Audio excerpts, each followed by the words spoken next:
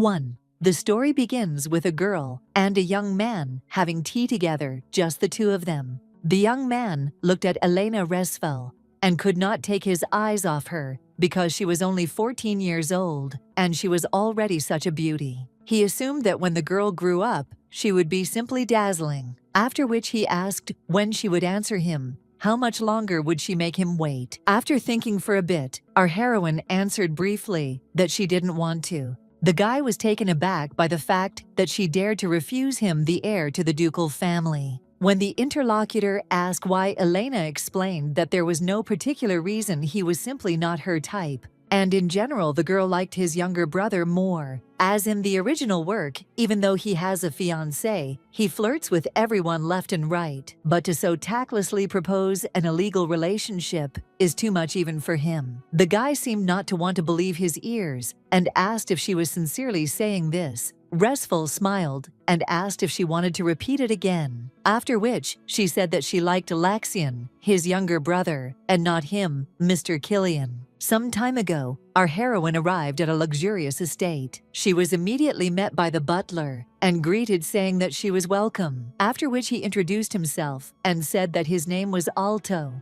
He was an assistant to the ducal family of Yahello. Then he invited them to follow him, and they headed toward the luxurious castle. Inside, they were met by a senior maid named Mary, who informed them that from now on, this girl would be her personal maid. The assistant immediately greeted me and said that her name was Rosie, and that she was very pleased to meet me. Then she took the suitcase in her hands and added that she shouldn't worry about her things and carry them around with her. While Elena was thanking her, the butler coughed and said that the lady needed to greet the master. Meanwhile, all the maids were discussing how surprised they were when they saw her. One of them noted that she looked very much like Mr. Keene. The other said that there was nothing surprising about that, since the lady was his own blood. The third one exclaimed that she was really sorry, because being alone at such a young age is not easy. The girl objected that it was good that at least this way their master would now take care of her. In fact, she was very lucky.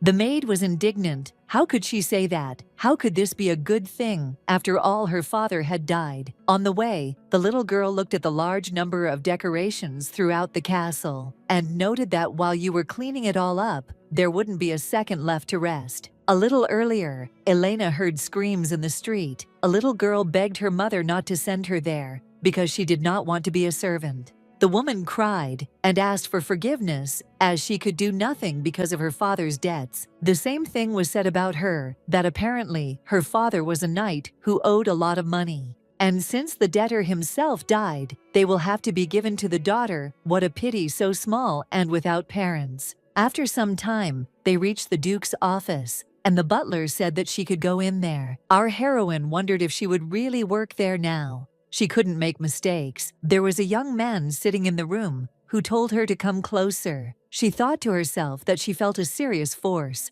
probably because he was a duke, but still she couldn't give in to it. Then she approached his table, bowed, and greeted him, calling him master. The guy asked in surprise, which owner? It seems there was a misunderstanding. Resful began to get nervous and really hoped that he wouldn't tell her to pay off her father's debt immediately. Where did she get that kind of money from? But the man said that she had not come to the castle as a servant, so there was no need to call him that way. The young man invited her here to look after the baby. When the girl asked in surprise why, the Duke replied that he had a debt to her father. Elena exclaimed that it was not her dad who owed him, but on the contrary, perhaps he was once rich, but she simply did not know about it. The man interrupted her and replied that he owed him more than money, so he could now call him Lord Duke, and he could consider this place his home. Our heroine looked at him in shock and could not believe what she had just heard. After this, the maid led her into the room,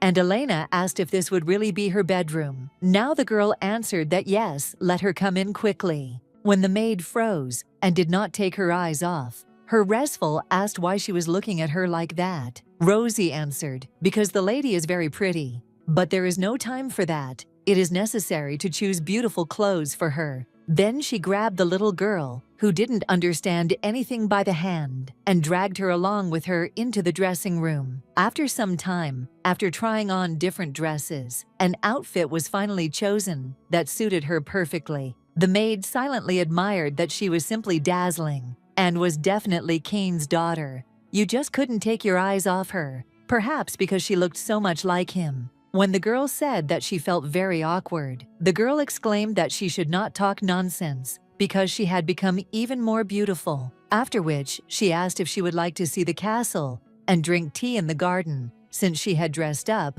Elena answered that it was fine. After a while, when she saw various cakes, the little one exclaimed that it was the first time she had seen something so appetizing. The maid was very glad that she liked them and enjoyed their taste. Suddenly, our heroine saw two boys heading towards her and wondered who they were. Resfel couldn't help but notice that they were both very handsome. When Rosie whispered in her ear that these were young gentlemen, it dawned on the little girl that these were the Duke's sons. The older one greeted her and stated that this meant that she was Cain's daughter. The little one was so confused that she just stood there and silently looked at him, then realized that she was staring at his face and didn't even say hello. After which she bowed and said that her name was Elena Resfel. It was very nice to meet you. The boy introduced himself as Killian, and this was his younger brother, Lexian Hylos. Our heroine noted to herself that he is very cute, since he gets embarrassed and blushes. Suddenly, the elder said that he heard that she had no plans for today. How about chatting with him alone? For a little while he liked her.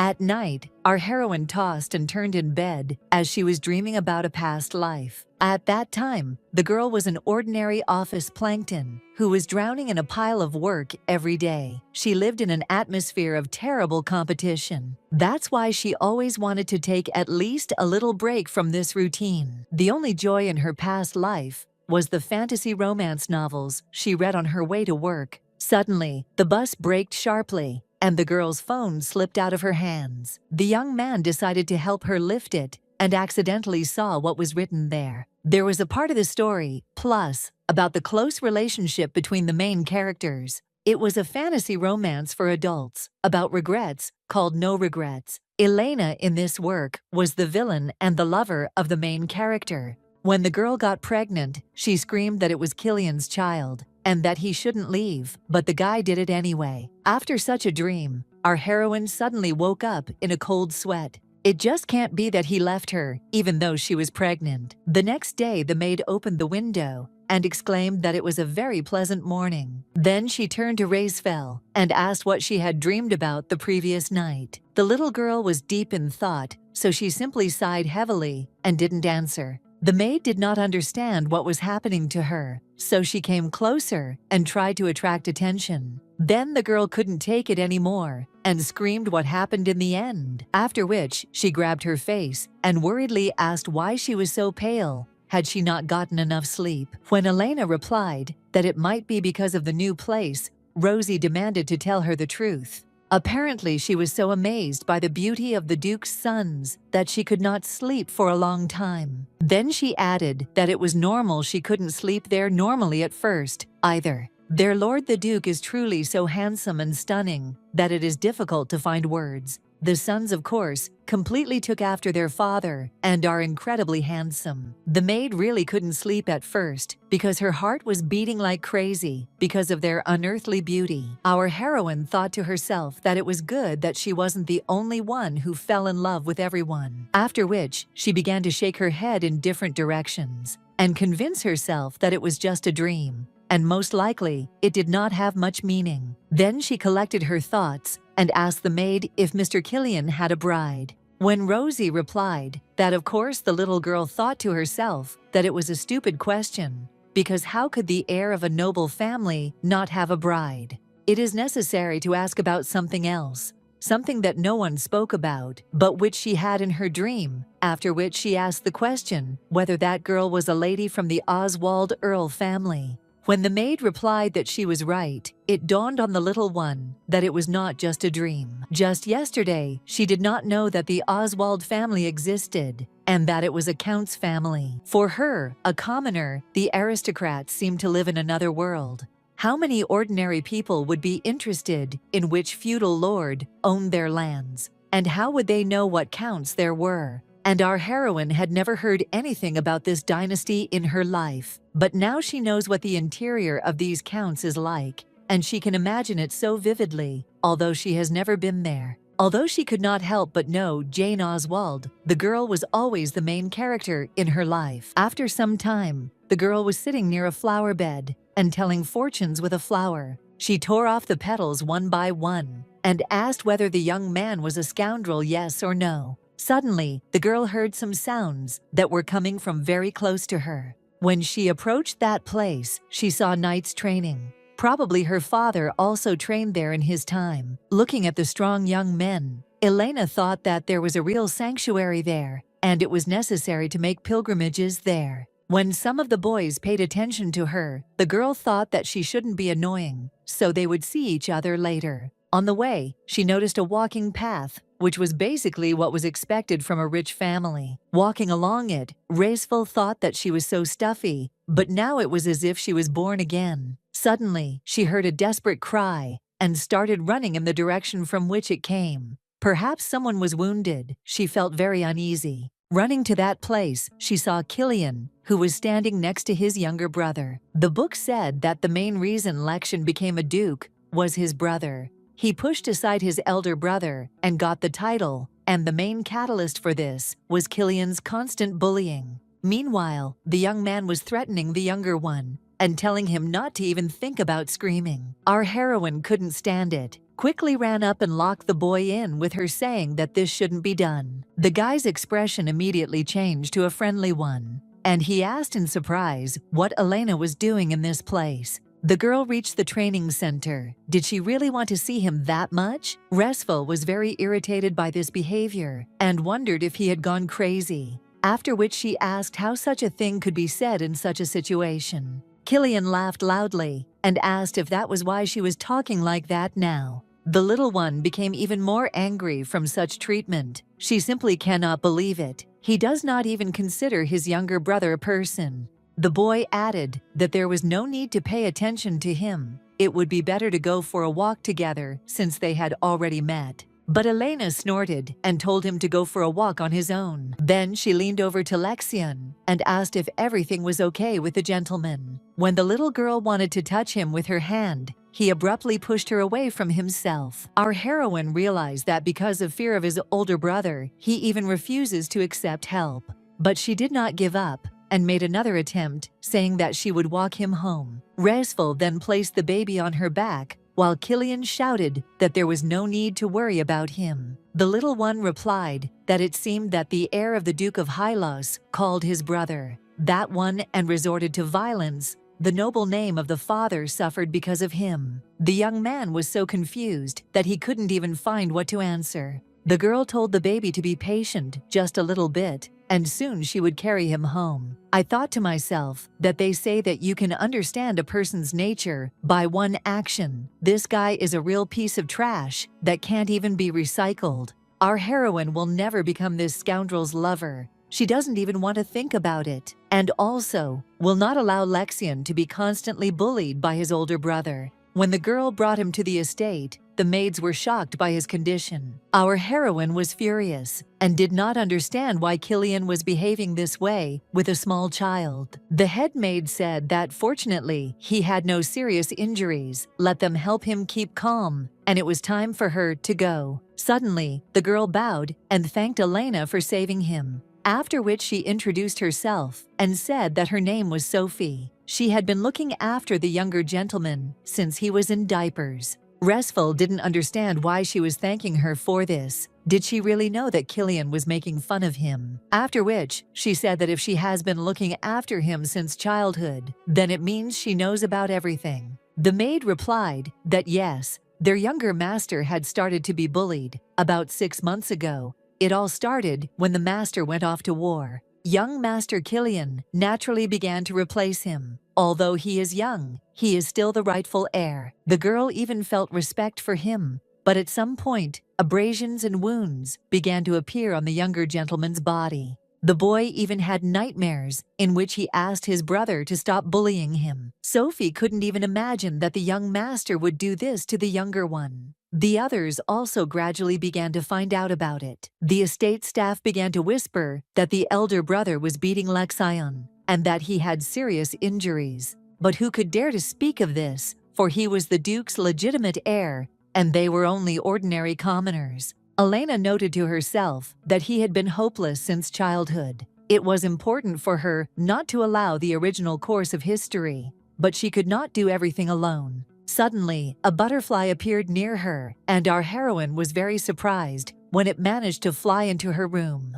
Going out onto the balcony, the girl decided to try to change the future at all costs. After some time, the baby came to his senses, and a servant immediately ran up to him, exclaiming that he had woken up. After giving him something to drink, the girl said that the family doctor had come in and said that fortunately he had no injuries. The boy replied that he understood everything, after which he asked how he ended up in his room. When the maid said that Mrs. Elena had brought it, the youngest was very surprised. The kid immediately remembered how he had convinced himself not to cry because the members of the direct line of the Hylos family should be the strongest.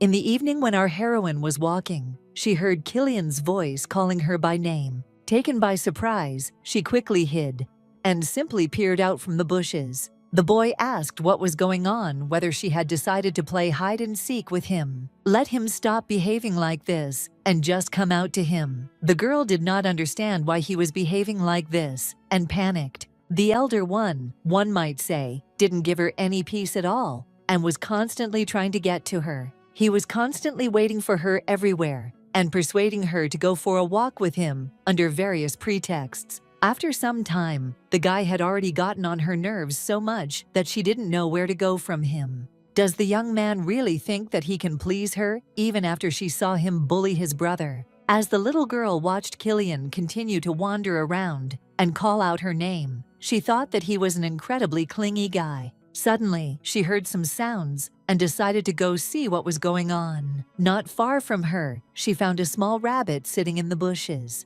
The animal looked sad, and she realized that something was wrong with it, but she didn't know what to do. Maybe she should call the vet. As soon as our heroine touched it, a magical formation appeared around it, after which the rabbit exclaimed that this was now his mistress and ran towards her. Elena was shocked that this animal was talking. Maybe she just heard it or was hallucinating. But no, the rabbit looked at her kindly and thanked her for saving him. He thought he would die today because he was very weak, but now he is alive thanks to his mistress. When the little girl asked who he was, the animal replied that his name was Rainy. The little girl remarked that his name was very cute, and then asked what his true nature was. The new friend was confused by such a question and did not know what to answer, so he simply muttered that he was Rainy. The girl laughed and answered that her name was Elena, although she had not asked about her name at all. The rabbit finally understood what she wanted to know and exclaimed that he was the spirit of the earth. He had been weak lately, but now he is alive thanks to the mistress. Her strength has seeped into him. The girl did not remember Elena having any connection with spirits. In the original, it is hard to believe that a person with such powers was described as just someone's lover.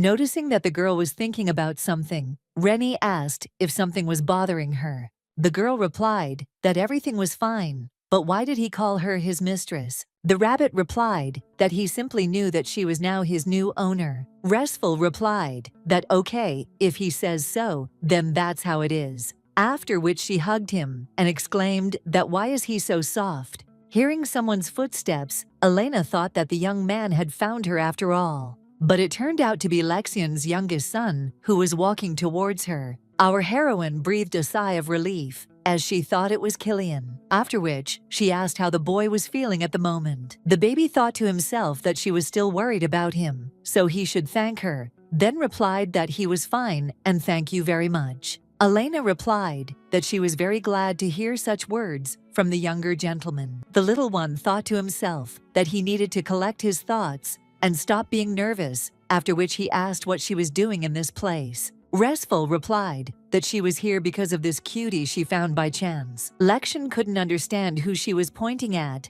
since it was completely empty, maybe she liked flowers. But the girl stretched out her hands in front of her and asked if he wanted to touch it. The boy did not understand what she meant. Did she really want him to touch her hands? After which, he began to touch her, and our heroine herself stopped understanding what was happening. The rabbit said that other people cannot see him and cannot pet him. Elena looked at him in amazement and thought that it turned out that only she could see him. Lexion already felt awkward, so he shuddered and pulled his hand away. Resful asked if he saw the rabbit. The boy began to look around and say that there was no one else nearby. The little girl stated that it was true. Rainey exclaimed that of course how could she not believe him. Elena suddenly grabbed Lexion and tried to stroke the rabbit with his hand, but it turned out that she was stroking her own palm. The young man did not understand why she was behaving like that. Suddenly, Killian's voice was heard continuing to search for our heroine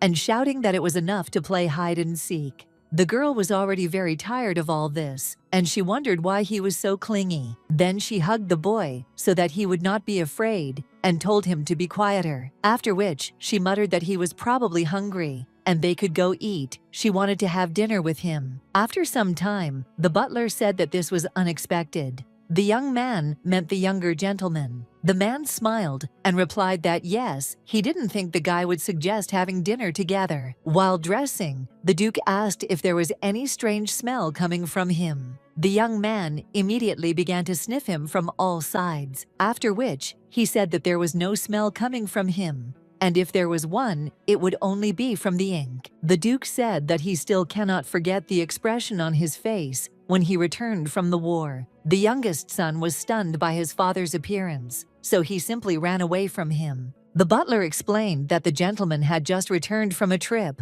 which is why he reeked of blood. The man did not expect Lexion to be so gentle, but for him it is permissible because he is very young. Then he asked how the elder was working. The assistant replied that at first he was at a loss, but later it became so good that they no longer felt his absence. The Duke stated that since he was the heir, he must behave appropriately. After some time, the table was set and it was time to begin the meal. The eldest son stared at our heroine and winked at her constantly. The girl tried to pretend that she didn't notice this and didn't even look in his direction. Suddenly, the Duke asked the girl if she liked the food. The little girl answered that she did. Killian immediately noted that she eats as little as other ladies. Elena is already charming, but apparently wants to become even more beautiful. Resful decided to demonstrate how she can actually eat and started stuffing herself with everything. The eldest son immediately said that it was good that she had a great appetite. He really doesn't like it when people exhaust themselves to become slimmer. Then the young man began to pull a fork with meat on it towards her and told her to eat this too. But our heroine thanked him and replied that she was already full. In general, she doesn't eat much. She thought to herself, why is he giving her the remains of his food? Does he really think that the girl will eat scraps? Killian looked at her and wondered why he was trying to make such an indifferent expression on his face. Elena turned her attention to Lexion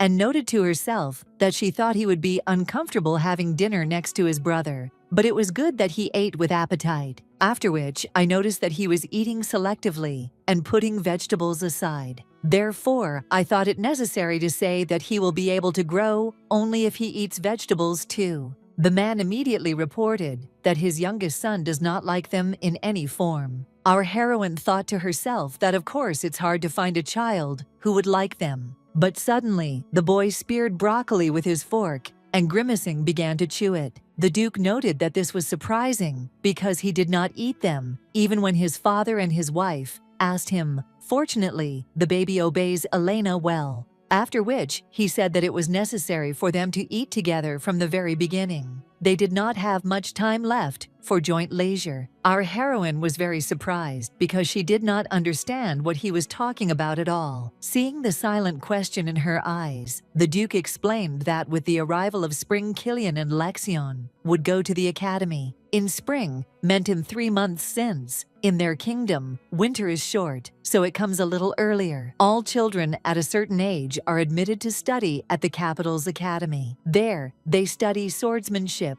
martial arts, history, economics, politics, art, There are many areas of study in the educational institution, but there is one that is not taught. Perhaps Elena Resful could have become a powerful sorceress who would have changed the course of history if she had not fallen in love with Killian. The Duke asked if the girl would also like to enroll in the academy. Our heroine thought to herself that there was nothing there that she wanted to learn. Therefore, she replied that she needed time to think. The man replied that it was fine. Apparently, it was too unexpected for her, but it would not be too late to think about it even when Jane arrived. The little girl thought to herself that she would really come. Would everything really go according to the original plot? The head of the family continued that Oswald is Killian's fiancé, and she will arrive for training in a few days. It would be good if they became friends with each other. Elena smiled and replied that she was waiting with impatience, as she was very interested in what kind of bride her eldest son would have. After some time, the young man caught our heroine in the corridor, after which he pressed her against the wall and said that even if the bride arrives, she will still remain the only one for him. The baby should know about this. Resful frowned and asked angrily what he thought the relationship was like between them at the moment. The boy asked what kind of things this was, she asks, because she really doesn't understand or is pretending. Our heroine began to try to silently push him away from her. Killian took her hair and whispered that Jane was still just a bride. If she wanted, they could be together. Resful looked at him and replied that there could be absolutely nothing between them. Let him not be mistaken. After which, she turned around and began to quickly walk to her room. The young man thought to himself that she was very stubborn, and he liked it. Already in her bedroom, Elena muttered that she was simply sick of him. She would never in her life become the lover of this disgusting scoundrel. The next morning, the maids woke the girl up, began to bathe her, and force her to try on different dresses. The girl thought wearily to herself that it wasn't she who needed to be dressed up today, because all the attention today will be focused not on her, but on her eldest son. The official wedding of Killian and Jane will take place in the year of their coming of age. After 3 years have passed, his fiancée, who is the main character of the original novel, will be living in this castle from today on to take lessons as a future wife. However, in the original story, the two never get to marry in the end. The guy kept coming up with excuses, saying that he thought he would need more time to train to become the heir. The young man needed to complete his diploma work at the academy. All this was needed only to gain time and have fun with his mistress. I wonder if she limits any contact with him. Will they end up getting married? This cannot be allowed. She really wanted to just tear up the original, but she will help to make sure that this does not happen. When Elena approached the door, she saw a small bouquet lying on the floor. That's why I immediately thought that maybe it was just a coincidence that my eldest son had slipped them in unnoticed. How disgusting that was. But if you think about it, when they were going to lunch, Lexian noticed that there was a daisy lying on her shoulder. The boy then told her that this flower suited the lady very well, after which our heroine took these flowers and attached them to her hair. There was a commotion in the hall on the first floor as everyone prepared to receive the guests. Killian yelled at his younger brother, again saying that he had ordered him not to leave his room and that he should stop looking at him with those eyes. But just as he was about to strike again, Elena grabbed his hand to stop him. The young man immediately tried to justify himself by saying that it was just a simple misunderstanding. Resful wondered to herself what exactly could have been misunderstood here. The young man continued that he did not intend to beat him, but simply wanted to scare him a little. The girl objected that in fact, threats to someone can also be considered violence. Then she turned to Mr. Lexion and asked if everything was okay with him. The baby didn't answer, but simply looked at her silently, with tear-stained eyes. Elena did not understand why he did not answer. Perhaps he was worried that because of him, she would end up in a bad situation. Therefore, she said that he should not be afraid and helped him get to his feet. After which, she whispered in his ear that thank you for the flowers, she really liked them. Suddenly, the butler's voice was heard announcing that Mrs. Oswald had arrived. It was Jane, the main character, who greeted everyone present. Killian mentally addressed Elena and said that this was just etiquette. Let her not misunderstand it. After all, he should behave with her as with a bride. After which, he kissed the girl's hand and said that she looked especially beautiful today. Our heroine was panicking inside that Oswald shouldn't fall in love with him because this guy is a real piece of trash. Noticing her behavior, the young man decided that she was simply jealous. Restful was hysterical that she couldn't stop him, but they somehow needed to be separated. What should she do? Then she approached the guest, greeted her, and introduced herself. Jane replied that she was very pleased to meet you and hoped that they would become friends. Our heroine thought to herself that she was so charming, like an angel descended from heaven. She will definitely protect her and will not allow the main character to be hurt. Sometime later, Killian and Jane were sitting together, having tea in the garden. The young man thought that it was impossible for Elena to think something unnecessary when she saw them together. The girl, who was thinking about something of her own, asked for forgiveness and asked again what he had just said. The guy repeated that he asked if she had gotten used to life in Hylos Castle. I would really like her to feel as comfortable in this place as she does at home. He thought to himself that she was of course not his type, but quite nice. After which, the young man stood up and abruptly put his hand on her face. This came as a surprise to Oswald, so she turned away from him. But she thought to herself that since she was his fiancée, it was probably strange that she was uncomfortable with his gestures. Meanwhile, Elena was looking for Jane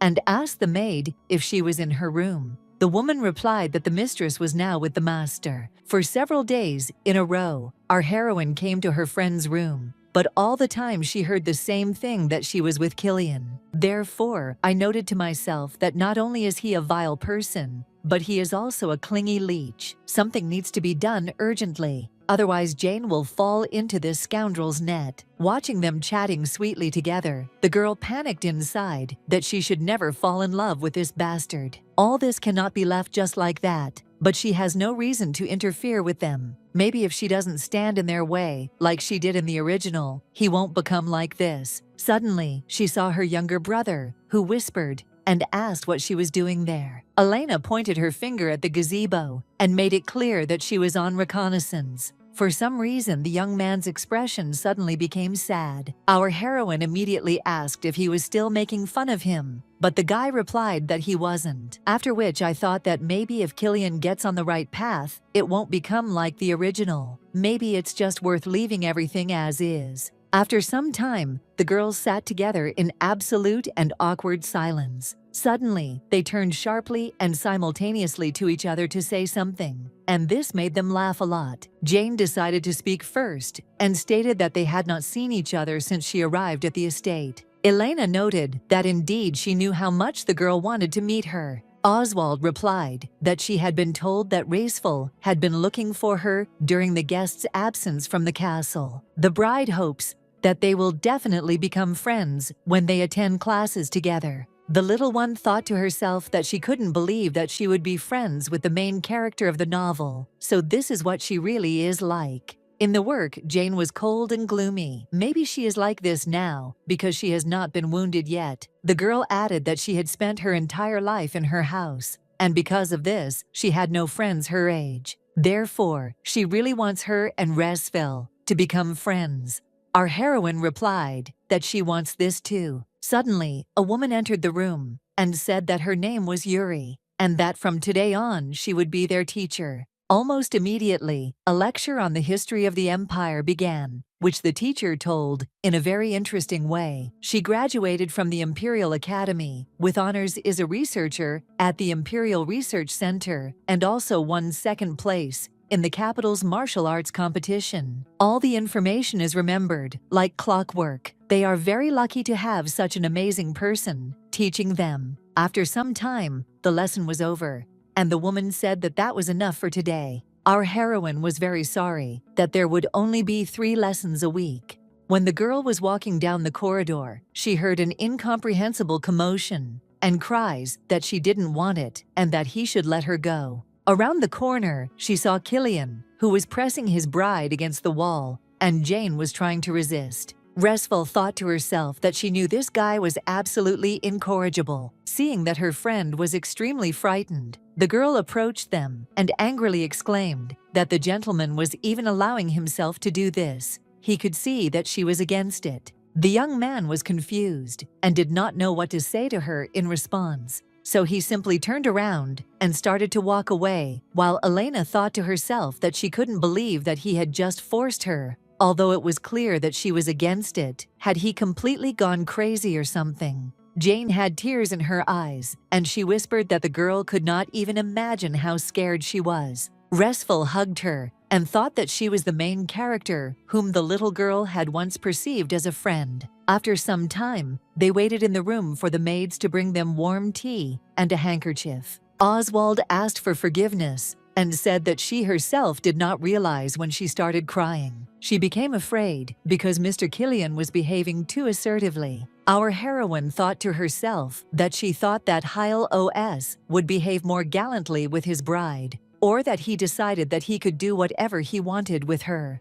The guest continued that the lady had helped her, and now everything was fine. The girl replied that anyone in her place would have done the same. My friend objected that it was not a fact, but Elena was very confident and impressive. Restful said that Oswald could be like that too, or rather should be like that. If someone forces her to do something, you need to tell her that she doesn't like it, even though they are engaged. If it goes beyond what is permitted, you must definitely refuse. The main character collected her thoughts and replied that, okay, she would try her best. After some time, the Duke asked if she had thought about the offer to go to the academy, but the girl replied that she did not want to. The man replied that this was unexpected because he had heard from the teacher that she kept up with her lessons well and read a lot in general, so he thought that she would want to study at the academy. Elena replied that the thing is that this educational institution does not have anything that she would like to study, because our heroine would like to learn how to use magical abilities. I thought to myself that if she really is Resfel, like in the original, then she should definitely have a predisposition to magic. Unexpectedly, the head of the family replied that it was fine. However, in order for her to study it, it was necessary to bring a real magician here. But the little one should know that they all belong to the magic tower. Magicians usually do not like ordinary people, and it is not easy to force them to leave. There, even the emperor cannot easily force them to do something, perhaps only if he offers fabulous money. The Duke added that in order to find her a magic teacher, they would need so much money that it was hard to imagine. When Elena replied that she knew the man said that it was okay, then their conversation would be short. If she has magical abilities, then he will sponsor her knowledge as long as she needs it. But if not, then she must understand everything herself. Our heroine thought to herself that if she had no talent, then she would lose support. Perhaps he meant that he would lose her in every sense. But Resful replied that she understood everything the Duke said, that it was fine, then he would bring the best magician, even if it took some time. Then the girl thought that it probably wouldn't matter to him if she talked about Jane. But Lexian, did she, a freeloader, even have the right to touch on this topic?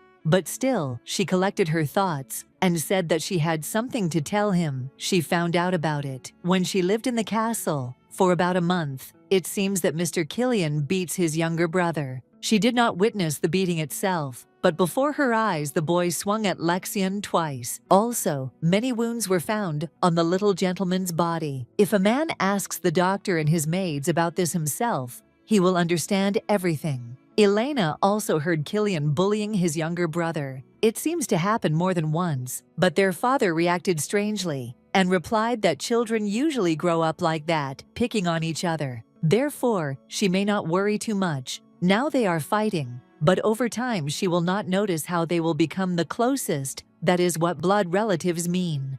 But thank you for your concern. After some time, the Duke's eldest son came to him, and the man said that he had heard something funny today. They say that he is making fun of Lexian. The boy thought to himself that he always tried very hard. Every time before meeting his father, he felt fear and anxiety, since the man always said that the Yahello's family should be the strongest. After the death of his mother, the only thing left in his father's life was the work of the Duke. He threw out everyone who was useless without pity, and what helped him was accepted indiscriminately. The guy was always worried that he would not be recognized. However, the older Lexion became, the more attention his brother received from his father. The young man believed that if things continued like this, he would be abandoned. The Duke continued that it was all because of some pathetic jealousy that he was behaving this way. It seemed was caused by the fact that his son was not confident in himself. Then she looked at him with a menacing look and said that there was no need to make noise in his house.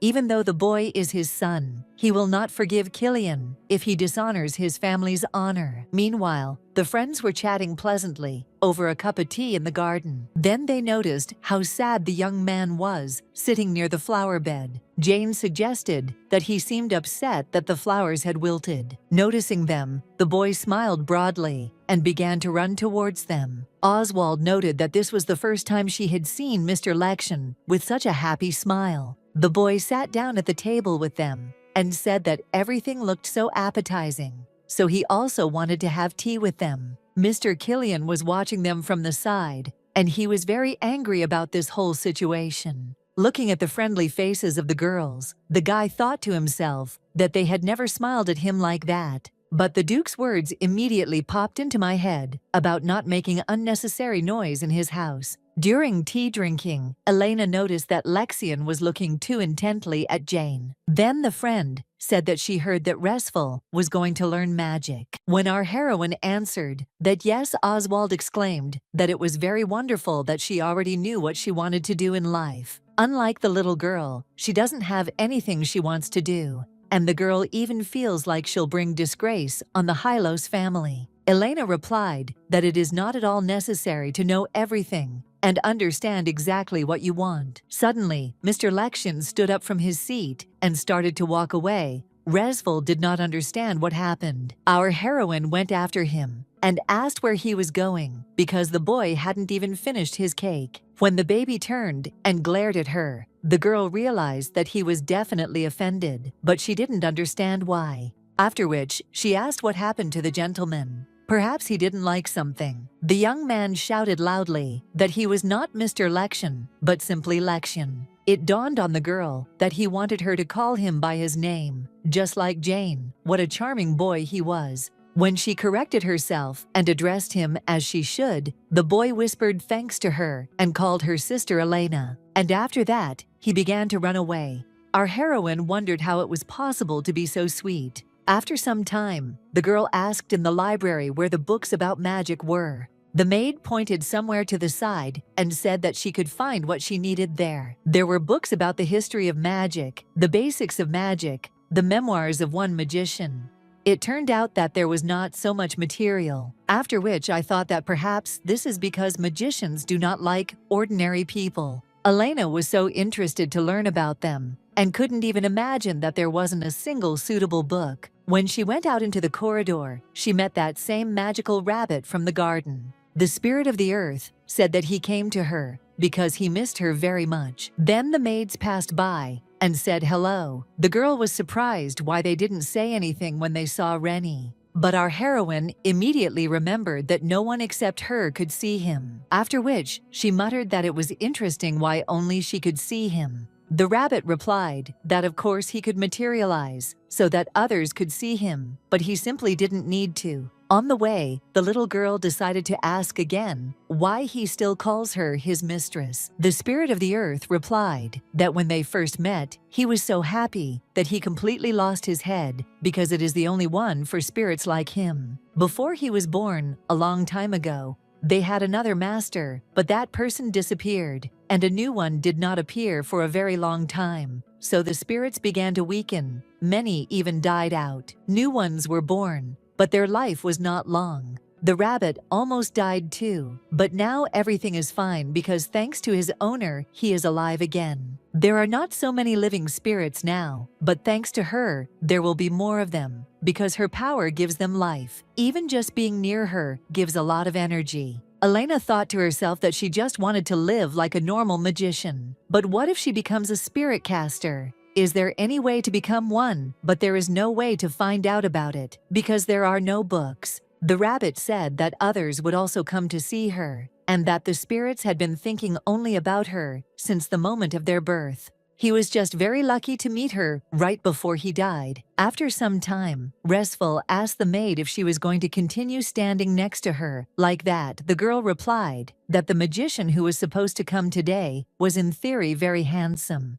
Can Rosie also stay? And if there is a lesson, can she be present? Elena laughed, because when Yuri teaches the lessons, she doesn't even show her nose. At that very second, a handsome white-haired guy appeared in the room. The girl wondered if he was an elf by chance. The young man greeted them and said that his name was Jeremiah. He was a researcher from the Magic Tower. Resful admired that he was not just a magician, but a researcher. The Duke had definitely invested a huge amount of money into this matter. The proud wizards of the tower would not have sent their magician to the estate if the head of the family had paid them less than that. The young man stated that first it was necessary to measure the lady's magical power. When the maid asked what magical power was, Jeremiah replied that it was a special power that not everyone had, and only if one had it could one become a magician. The girl thought to herself that she would be able to take lessons only if she could prove that she had magical energy.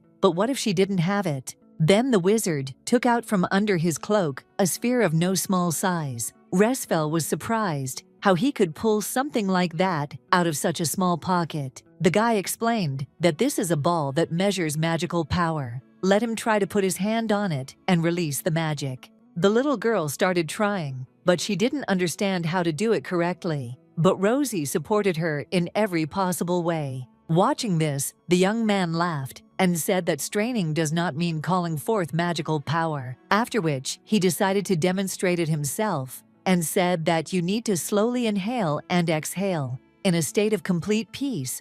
Relax your whole body, and then it should work. This ball has the ability to draw out magical power once measured. You can then easily begin to control it. This, of course, only works for those whose energy lives inside. When the guy told her to try it now, our heroine concentrated, and a magical glow appeared around her. The girl was a little scared and asked if this was exactly how it should be. Jeremiah replied that she had more magical power than he thought, even much more than an ordinary magician. The maid asked with admiration in her voice how he managed to determine this. The guy explained that the amount of magical power can be understood by the color inside the ball, depending on which one of the colors of the rainbow is shown.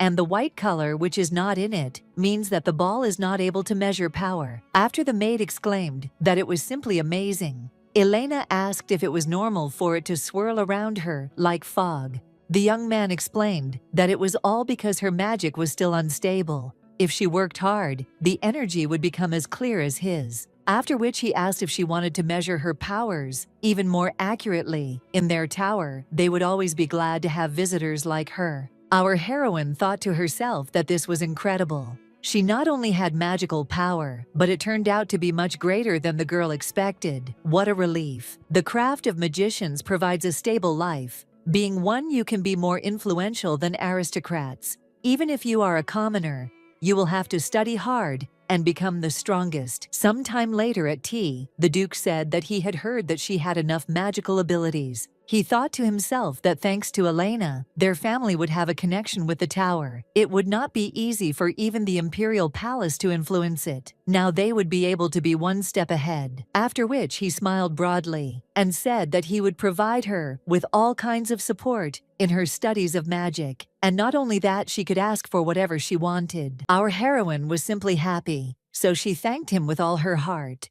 In the evening, Elena felt a stomach ache. She had suffered from menstrual pain in her past life, but she didn't believe that she would have to endure it in the novel as well. Perhaps the girl committed some sin in her previous life, for which she is being punished for all this. The maid ran into the bedroom and asked if everything was okay. She would call a doctor here right away. After the examination, the woman handed her a pill and said that it was taken by royalty and young aristocrats when they experienced unbearable pain these days. Our heroine decided not to argue and accept what should help her. After some time, the maid asked if she felt better, but the little girl replied that there was absolutely no effect. When Resful asked if there was anything else, the girl replied that this was the best. There are magic painkillers, but they are all the same. Elena thought to herself that it was just hellish pain. She wanted them to at least call a magician healer. Was she really the only one in this world who had such serious pain? While the little girl was lying there, thinking about how she wanted to create some kind of magical medicine, she heard the doors open and someone enter her bedroom. It turned out to be Lexion and Jane, who for some reason were both in tears. The girl did not understand why they came at all. She had told the maids not to let anyone in to see her for a couple of days. Looking at the guys, our heroine said that everything was fine with her. There was no need to cry. The young man took her hand and sobbing asked if she was sure she was not dying. Restful laughed and replied that everything would be fine. She just needed to rest for a few days. On the second day, Elena was still in pain, and she was wondering when it would get easier. Suddenly, a rabbit appeared near her, who noted that she was clearly not feeling well. The girl explained that she had menstrual pain. The spirit of the earth asked if she had taken any medicine. Our heroine answered that she had, but it had no effect. The rabbit burst into tears and said that he did not want her to die, but Resfel replied that she was still alive. After which he placed the plant in front of her and said that it was a rabbit flower. Let him try to eat it because it has pain-relieving properties, so it should help. The spirit warned her just in case that only rabbits eat it, but the girl snatched the flower and said that she could chew even a stone if it would help get rid of the pain. Our heroine began to chew it and think that she just needed to imagine that she was a rabbit and eat it. Literally immediately she felt that the pain disappeared. As if by magic, it was simply incredible. When long ears suddenly grew on her head, the animal muttered that sometimes there are side effects. After Rainey exclaimed that she was simply charming, the girl asked what exactly had happened. The rabbit explained that by eating such a flower in rare cases, a person becomes like them. Rabbit ears or tail appear. Sometimes you may start jumping like a rabbit. A more common side effect is the appearance of hair on the body. So despite the fact that it is a very good painkiller, no one wants to eat it. Our heroine asked in bewilderment when this effect should disappear. The animal stuttered and replied that in about half a day, or even a whole day. After some time, the maid exclaimed that it was so good that she felt better. She was so worried when her mistress lay wrapped in a blanket. Elena thought to herself that she couldn't show her ears, although perhaps she wouldn't have cared at all. Then she asked if the maid was not too happy to see the magic teacher again. The young man greeted the girl and said that today he would teach her to control magical power. A little later, a magical glow appeared in Resful's hands, which shocked her. Jeremiah noted that it hasn't even been a couple of hours. It seems like she has an innate talent. Maybe she is the only one in the whole wide world. Their supreme mage will be very happy if he sees this. Next time they definitely need to visit the tower. Elena couldn't believe her luck. Then she asked if it was possible to learn how to make magical medicines. But she thought to herself that it would be a shame not to use such an effective herb just because of its side effects. For some reason, the young man was surprised by this question and replied that of course he could teach her, but he didn't know that she was interested in it. The fact is that this area is not particularly attractive to magicians these days. Our heroine explained that there is simply one medicine that she wants to take. Not even that she wants it, but that it is simply necessary. This is a medicine for girls. In simple terms, a pain reliever during the menstrual cycle. The guy asked if there weren't any of these among regular pills, and there should be magical analogs. The girl replied that there were, but they were completely useless, especially for those who had serious pain. Jeremiah muttered that he didn't even know about it, since he had never encountered anything like it. After which he exclaimed that good they would begin to study magical medicines from the next lesson, and then he would bring the appropriate book. Suddenly, the little girl asked another question, whether he knew anything about spirits. When the magician asked how she knew about them, the lady replied that she had seen one book in the library, and it only mentioned spirits, so she didn't really understand anything. The young man thought to himself that there were no books about these otherworldly creatures.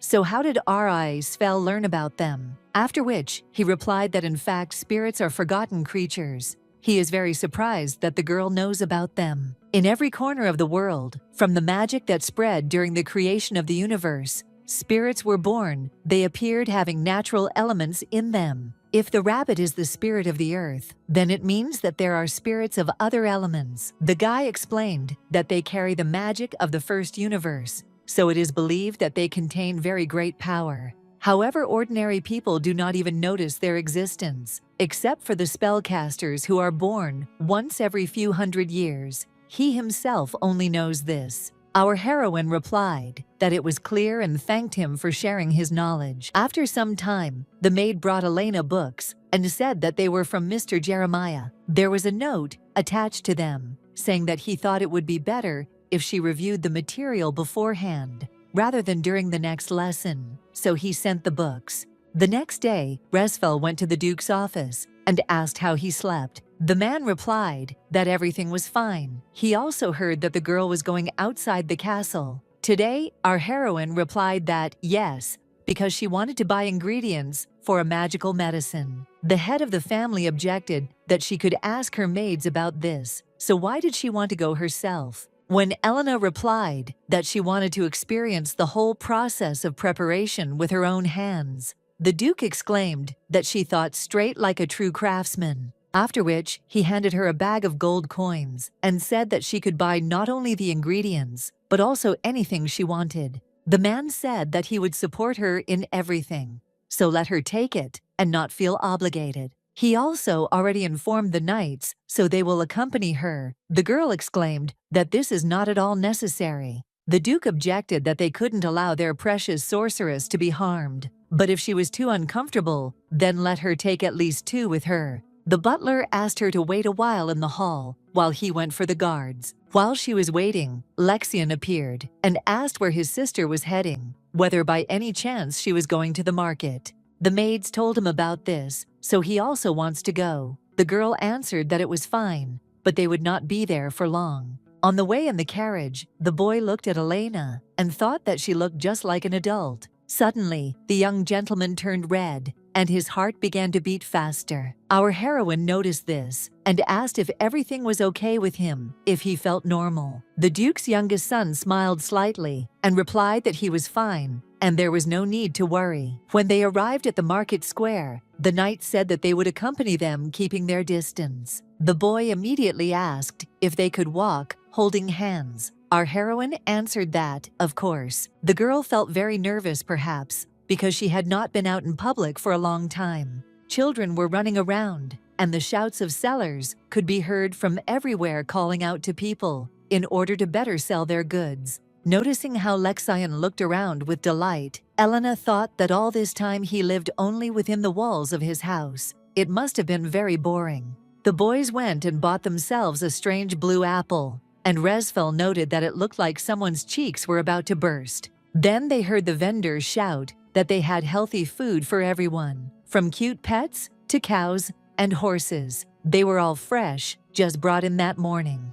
The girl asked if there was anything else available, as she needed rabbit flowers. The woman replied that of course there was, and asked how many she needed. Our heroine looked at her with a serious expression and declared that she was taking absolutely everything. The seller could not believe her ears, because she thought that all the food would go to waste and would have to be thrown away. How could such happiness have fallen on her? Having pulled out several bags, the woman stated that it seemed they had a lot of rabbits. The young man took one of the flowers and immediately pulled it towards himself to smell it. The merchant immediately snatched it from his hands and exclaimed that it was impossible to eat since it was not for people. On the way, the little boy asked why she had bought so many rabbit flowers, since she didn't even have a rabbit. Elena explained that she wanted to create a magic medicine. This ingredient is not currently used in either conventional medicine or magic, but she would like to try using it. When asked if her sister would become a sorceress, the girl replied that she thought she would if she continued to study everything as needed. Sometime later, Resfel thought that she only needed to get rid of the side effects of the transformation into a rabbit. There are elixirs that dispel the transformation, Maybe it will work if she uses them. I would like to use the rabbit flowers right away, but everything needs to be done in order, so it is better to practice first. So the first thing she will try to do is prepare a basic magical medicine. After some manipulations, she muttered that the book said it should be a soft pink shade, and this was a failure. But this was only the first attempt. Since she managed to give the elixir such a color, it means that she does have talent. At this time, Lexion and Jane were quietly spying on our heroine, who was extremely focused. The guys didn't even know how many days had passed. They were very bored without Elena. After some time, the girl exclaimed that it worked because the smell became as described in the book, and the gray tint, which is typical for painkillers. The young man looked at this substance in surprise and asked if she had finished already. Resfel exclaimed that yes, she took the methods described in the book as a basis, combined the recipe for preparing 2 medicines, and got a new one, namely, preparing a magical medicine to dispel the transformation and a magical painkiller, although she still doesn't know if the side effect of the rabbit flower has disappeared. The guy noted that it was very commendable that she, taking into account the characteristics of the flower, came up with a way to neutralize the side effects. It is not easy to make even the most basic elixirs, but the girl was able to create something new. Not everyone can do that. He was very lucky with his student. When Elena objected that she had done it, but what if there was no result? The young man replied that there was no need to worry, all this could be easily checked. Let him just remember that there is no success without mistakes. Our heroine was very nervous and said that she had not slept for several nights in a row. Jeremiah reminded that the first pancake can turn out lumpy, after which he added that this is used in the creation of magical medicines. You can find out whether it is useful and whether there are any side effects if you drop the elixir there. The little girl looked at these colors with confusion and asked what it all meant. The magician explained that the blue on the left means that the medicine is effective, and the green on the right means that there are no side effects, so no one will become a rabbit after taking this medicine, and the pain will also disappear. The girl was able to create the medicine she wanted. It seems she doesn't need it anymore, but Elena objected that no, it was all only thanks to the books that the teacher had sent her earlier. I thought to myself that thanks to this I will now be able to live peacefully during menstruation. I need to thank Rennie as well. The young man stated that there was still something very important left. How about distributing it through the tower? It would be responsible for production, distribution, and promotion. Let him put his signature in this place. The terms of the contract will definitely not be bad. Her medicine is still amazing, but it needs to be worked on so that it can be sold as a product. If other tower scientists work on it, the ideal magical painkiller will be born. Our heroine asked whether it means that other people will be able to use it. The young man explained that of course not only in their empire, but also in other countries, a lady could become rich in the blink of an eye. Having carefully studied the contract, the girl replied that she agreed to such conditions. The next day, the cook gave our heroine the freshest carrots, as she asked. After which the girl went out onto the balcony, and magical energy began to emerge in her hand. This is their signal after meeting a rabbit. This is how she calls him to her. Spirits whose source of power is the magic of the caster can sense it. Elena hasn't met anyone else besides Rennie yet, but according to him, they only need one contact with the caster, after which they can teleport to him. The rabbit said that everyone else would visit her soon, but they were coming from far away, so it would take some time. He shared her power with some spirits who were dying so she doesn't have to worry. Our heroine thanked him and said that she had a gift for him. Resful doesn't know if spirits eat these, but she chose the one that looked the tastiest. The rabbit was happy that his mistress was giving him carrots. And not just any carrots, but the most delicious ones. Our heroine asked if they could eat such things at all. Rennie exclaimed that of course they could. They all live thanks to her power. But when there is no energy at all, they can feed on this. The plants on this earth contain a little of what they need. The rabbit's eyes filled with tears, and he exclaimed that it was very tasty. The girl told him not to cry, because now she would feed him carrots more often. And anyway, thanks to him she got rid of menstrual pain, and created a cure, so thank you very much." The spirit of the earth replied that she did not need to thank him because he was much more grateful to her. After some time, Jane, whom they had not seen for a long time, entered Elena's bedroom. A friend greeted her and said that she heard that she signed a contract with a magic tower after developing a medicine, so she should accept her congratulations. Restful noted to herself that the rumors had already spread. Most likely teacher Jeremiah reported this to Duke Hylos, and he joyfully told everyone who cared. The man must have breathed a sigh of relief that his monetary investment had not been wasted. She thanked her out loud and said that her room was a mess. It would be better to go to the living room and drink tea there. Sitting at the table, Oswald said that while she was doing her business, she was very bored. She repeated the study materials of her mentor Yuri and spent her time reading. She had nothing else to do except that. In fact, she was worried about many things. Elena asked what exactly, but she thought to herself that Killian was really making fun of her. The friend muttered that she was learning magic and had even created an amazing medicine. But compared to her, she couldn't do anything. She had no particular preferences. Therefore, the future bride is very afraid that she will simply disgrace the name of the Halos family. Restful replied that it is not necessary to know everything and understand exactly what you want from life. She is the only main character for herself, and only she can decide what she wants to do. At the moment, Jane is in the estate of another family, but it is the girl who is the mistress of her own destiny. The friend muttered that as time went on, she became more and more impatient, as if she was marking time. And every day watching Elena, she developed a desire to become like her. But she doesn't know at all what to do and how.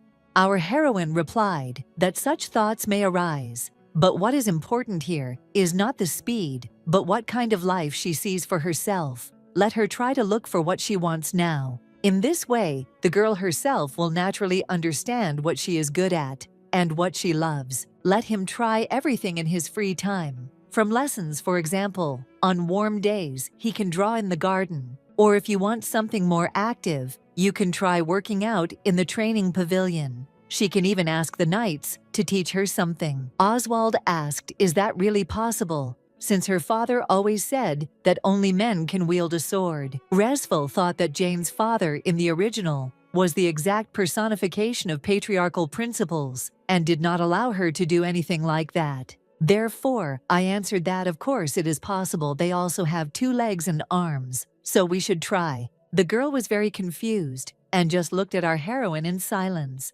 Elena thought to herself that she had most likely shocked her friend by refuting her father's words. But after a pause, Oswald exclaimed that she agreed they too were capable of anything. The girl noted that she hoped that her words would give Jane at least a little self-confidence. After some time, her painkiller called Rose finally went on sale. Thanks to the promotion and systematic distribution of the Magic Tower, the medicine began to be sold, not only in their empire, but also in all corners of the continent. The young man, with a serious expression on his face, told the lady not to be too surprised and to listen to him carefully, after which he exclaimed that they sold everything, and he congratulated her on this. The lady is simply incredible. As soon as they heard the news of this, the tower immediately began to create an additional batch. Her share of the profit will be calculated next month. She can collect it at any time when she visits them. After which, he noted that she seemed very surprised. The girl replied that she was, since she did not think that the reaction would be so good. The guy replied that they couldn't help but sell out the medicine. In the blink of an eye, the price was low and the effect was excellent. An affordable price compared to any other painkiller on the market, because girls need this elixir. So he was sure that sales would go well. The maid exclaimed that she thought so too. As for their lesson today, the young man suggests going to the tower.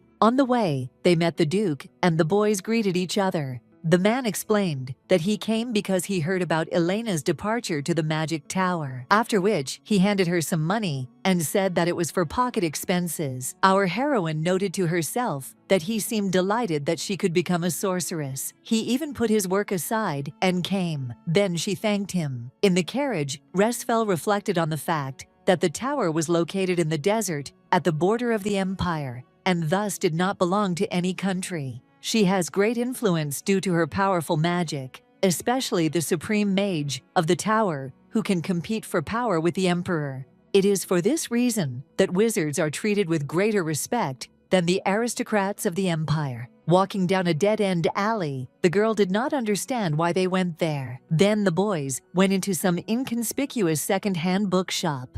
Approaching the shelf, the young man asked to wait a little, since the arrangement of the books changes every time, so it takes time to find the right one. When the young man moved one of the publications, the shelf moved slightly to the side, and a portal appeared, after which the wizard told her to follow him and took a step straight towards him. Elena was at first confused whether she could go in there, but then she decided that she would find out when she got there. On the other side of Resfell, I saw a tower that was so huge and snow-white. Looking around, she did not notice anything unusual, although she thought that she would see all kinds of magic even at the entrance. Suddenly, Jeremiah appeared next to her and asked how she felt about the surroundings. Elena replied that she didn't know yet. The guy added that it was too early to be disappointed, since it was much more interesting inside. Our heroine asked what kind of blue light had transported them to this place. The magician explained that it was a portal. There are not many of them, as they were created by their supreme mage using a large amount of magical energy. There are only 2 in the entire empire,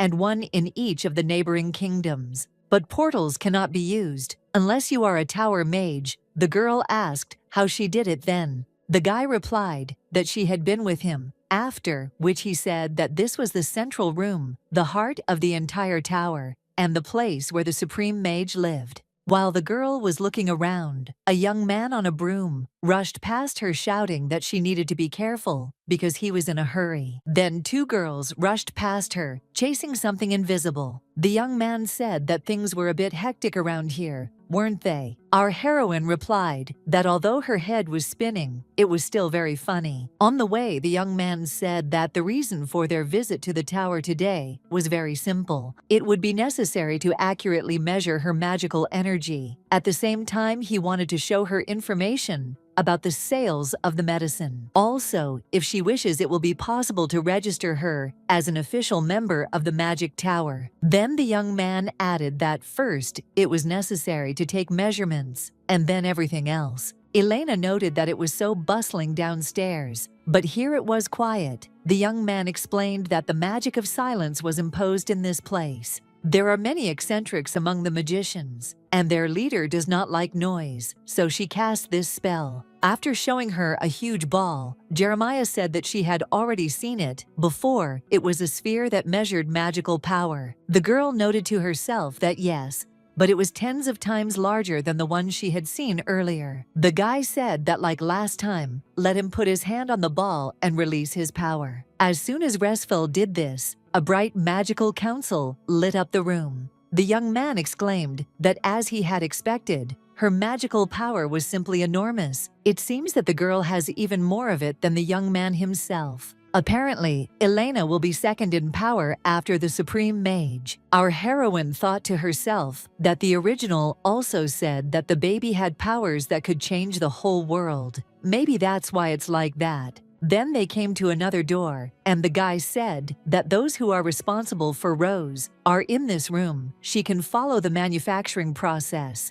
and get acquainted with detailed sales data. Jeremiah will go away for a bit on his own business, and in the meantime, she can look around. According to the teacher, at first, the medicine did not arouse much interest in the tower, since magic elixirs are not their main sources of income. But when the production of the second batch began, having learned about the effectiveness of the drug, many wanted to join the production, even if late, and the team itself was moved to the central tower. The girl couldn't believe that a whole team had been created for her medicine, and then she knocked on the door. A young man immediately appeared and said that they were very busy, so let him speak briefly and to the point. Elena replied that she came to get acquainted with the sales details and to look at the manufacturing processes of Rose. The guy grabbed his head and exclaimed that they were already busy up to their necks with the production of the second batch. From which team did they even send it? Our heroine replied that she is not yet an employee of the tower, but she is the author of Rose, and her name is Elena Resfel. The young man was taken aback and muttered that he had not expected her to come so suddenly. His name is Harvey I. Cantvel. He is the head of the team responsible for this medicine. The guy apologizes very much for his rudeness. The girl replied that it was okay that this could happen to anyone because he was very busy, but she thought to herself that people become irritable when they have a lot to do. She had been like that in her past life, after which she added that perhaps it was in vain that she came today. But the young man objected that no, the girl is the creator, so she can come whenever she wants. When our heroine entered the room, she was surrounded by a crowd of employees who could not believe their eyes that this was really the author Rose. People were amazed that this medicine was a real revolution. How did she even come up with such a brilliant idea? Meanwhile, a young man came to the supreme magician to tell him some news. The girl irritably asked why he was knocking at all. Let him come in. The young man reported that Lady Elena was visiting the tower today. The woman replied that she knew. And what next? The guy immediately said that they had taken an accurate measurement of her strength. She had tremendous magic, and she also had the ability of a spirit caster. The leader asked if he was sure about this. Jeremiah replied that more than that, they tested it with a ball created specifically by Mrs. Karen. He was overcome with anxiety as soon as he saw Elena's spirit caster powers. They are born only once every few generations. With such power, she can rival the abilities of the supreme mage. The young man would not like to see the death of a young girl, since the caster controlling many spirits shares his life energy with them, and this is the price. The girl replied that she understood him perfectly well because she was his protege, which is why he valued Elena so much. But right now they couldn't influence anything. The young man objected that the lady knew a lot about spiritists. Karen replied that she knew and so well that there was no one in the world who knew more. Let him bring this little girl to her. Meanwhile, the young man was saying that everyone wanted to meet the author of the medicine. It makes your head spin, doesn't it? Elena replied that she was simply surprised. The guy exclaimed that of course they wanted to see her. The sphere of magical medicines was fading away step by step, but then a talent like her appeared. There is a lot of noise now because everyone wants to create several drugs with her. It never occurred to anyone that an elixir could be created from such a common ingredient as rabbit flour, after which he exclaimed that he had completely forgotten that she had said that she wanted to look at the sales records of Rose. As soon as the girl replied that she heard that everything was sold out and she was interested in taking a look, magical energy appeared in Hari's hands. A moment later, a sales report appeared in our heroine's hands. And the guy added that she could look at the data carefully and ask questions if she was interested in anything. Resfel was shocked by this information. Does this really mean that she is now terribly rich? Of course, it is inferior to the income of the Duke of Hylos family, but she has definitely become rich. Jeremiah appeared in the room and asked how she was doing. The girl replied that she had been shown the sales book. Now all that was left was to see the manufacturing process. The young man muttered thoughtfully, what should he do now, since the supreme mage had expressed a desire to meet with her. When they went up to the office of the head of the magicians, our heroine noted to herself that she was incredibly beautiful. The woman said that she was the owner of this tower, and her name was Karen, after which she clarified whether she had created Rose. When a woman commented that Elena was a cutie and why she was so worried, she replied that it was because Karen was very beautiful.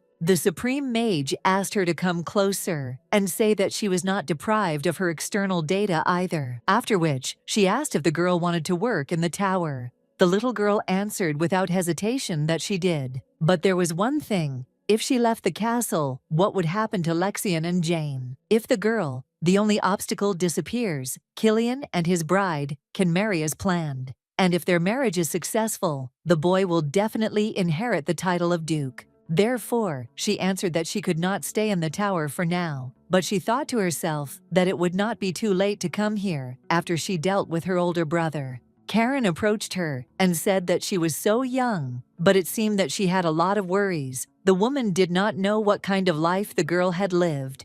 but it did not seem that her current age matched her appearance. But there is no need to worry, she is not interested in other people's secrets. She is also different from what is visible from the outside. You can't say that she is 400 years old. Let him do as he wishes. Not all the employees of the tower want to be in it. Everyone lives where he wants, and after some time returns so that she can come again whenever she wants. After which the Supreme Mage asked to come closer to her and take her hand. A huge magical power is hidden within her, and from now on, the girl is the sorceress of the Magic Tower. If she has any difficulties or just wants to see you, her doors are always open for her. Our heroine smiled and thanked the Supreme Mage with all her heart. After the young man walked our heroine home, he returned to Karen to talk. The woman said that when she initiated her into their ranks, she lightly passed her magic through Elena's body.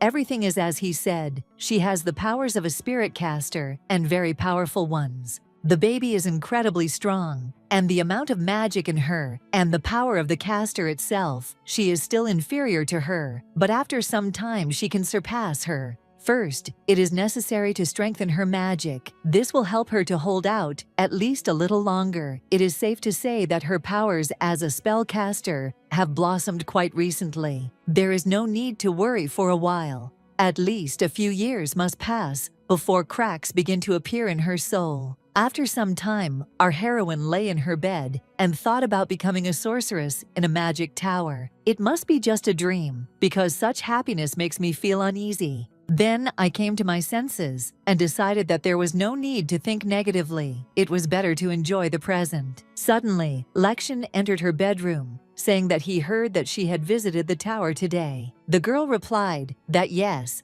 she was officially included in the list of tower mages, but she was not going to leave this place right now. The boy became sad and replied that he had simply dropped in to say hello, and having learned that she had already returned, he wished her good night and left. The maid asked where the little gentleman had just gone. The boy answered that he had gone to his sister Elena. The girl asked why he had such a sour expression on his face. The baby did not answer, but simply went to bed, and the maid wished him good dreams. Leaving the room, Sophie wondered if she and the lady had had a fight. Lexian thought to himself that his sister had officially received the status of a tower mage. He was glad, but he didn't like it. The boy was happy, but somehow sad. What if the girl goes far away from the estate? He wants to ask her not to leave, but he doesn't want her to hate him. Walking down the corridor, Jane accidentally bumped into Killian, who asked where she was going in such a hurry. When the young man grabbed her hand, the girl felt a little uneasy, but replied that she was going to go draw with Elena.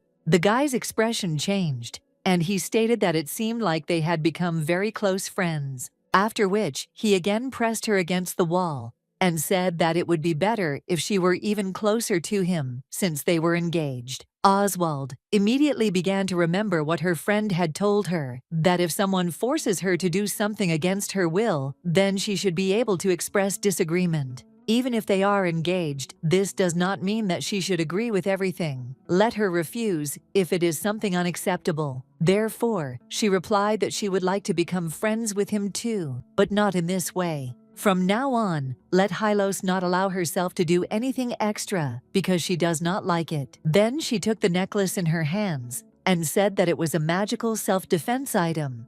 As soon as she thought that she was in a dangerous situation or decided to use it, it would activate. If the young man continues to behave in this way, she will definitely take advantage of him. Then she went on about her business, and the young man remained standing in place, bewildered. When Jane suddenly tripped and fell near the gazebo, Elena asked what was wrong with her, if everything was okay. The friend smiled and replied that she did as she had advised her a little earlier. Our heroine couldn't believe that she was able to reject Killian with the necklace she gave her. But there is one thing the eldest son considers Jane and Lexian weak. She initially spoke out against him, so this does not apply to her. Given his character, he uses such force on those he considers to be his inferior, so it is unknown where he might end up. It is necessary to plan everything before she goes to the tower, namely to make a plan for his elimination. We must try hard to show everyone what kind of person he really is, so that no one can doubt his vileness.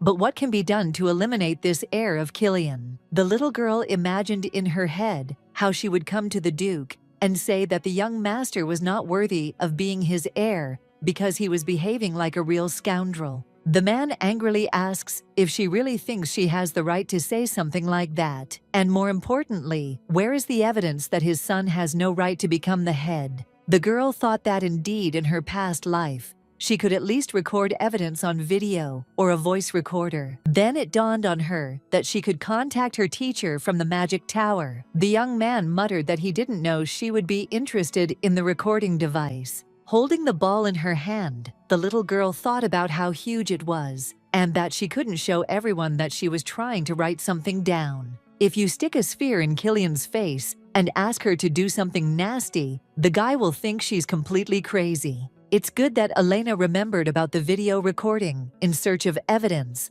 but she won't be able to do anything secretly with it. When Resful asked if there was anything smaller, the guy replied that it was usually used for decoration, so everything was about this size, after which he asked if she wanted to make one herself. Since she was able to create a cure, she will definitely be able to make a magic item. Our heroine noted that she should succeed and exclaimed that she would definitely try. After some time, the girl dressed up in a beautiful dress, and the maids exclaimed that she was simply beautiful. Elena thought to herself that Duke Hylos had to arrange a reception in honor of the victory right now. Today, a man has to introduce her to society, and she doesn't really like being the center of attention. She immediately had a picture in her head of how the Duke would explain to everyone that he had decided to support the daughter of his noble savior, but it turned out that she was a capable sorceress. If you don't listen too closely, you might think he's just bragging about her. The Hylos ducal family has close ties to the tower.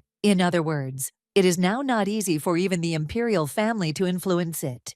But in general, the imperial court has no reason to touch this family without her. If our heroine wants to remove Killian, then she needs to win over the Duke. On the way, she was met by Jane, who exclaimed that she was so beautiful, as if a rose had turned into a person. After which, she added that this was her first appointment, and she was very nervous.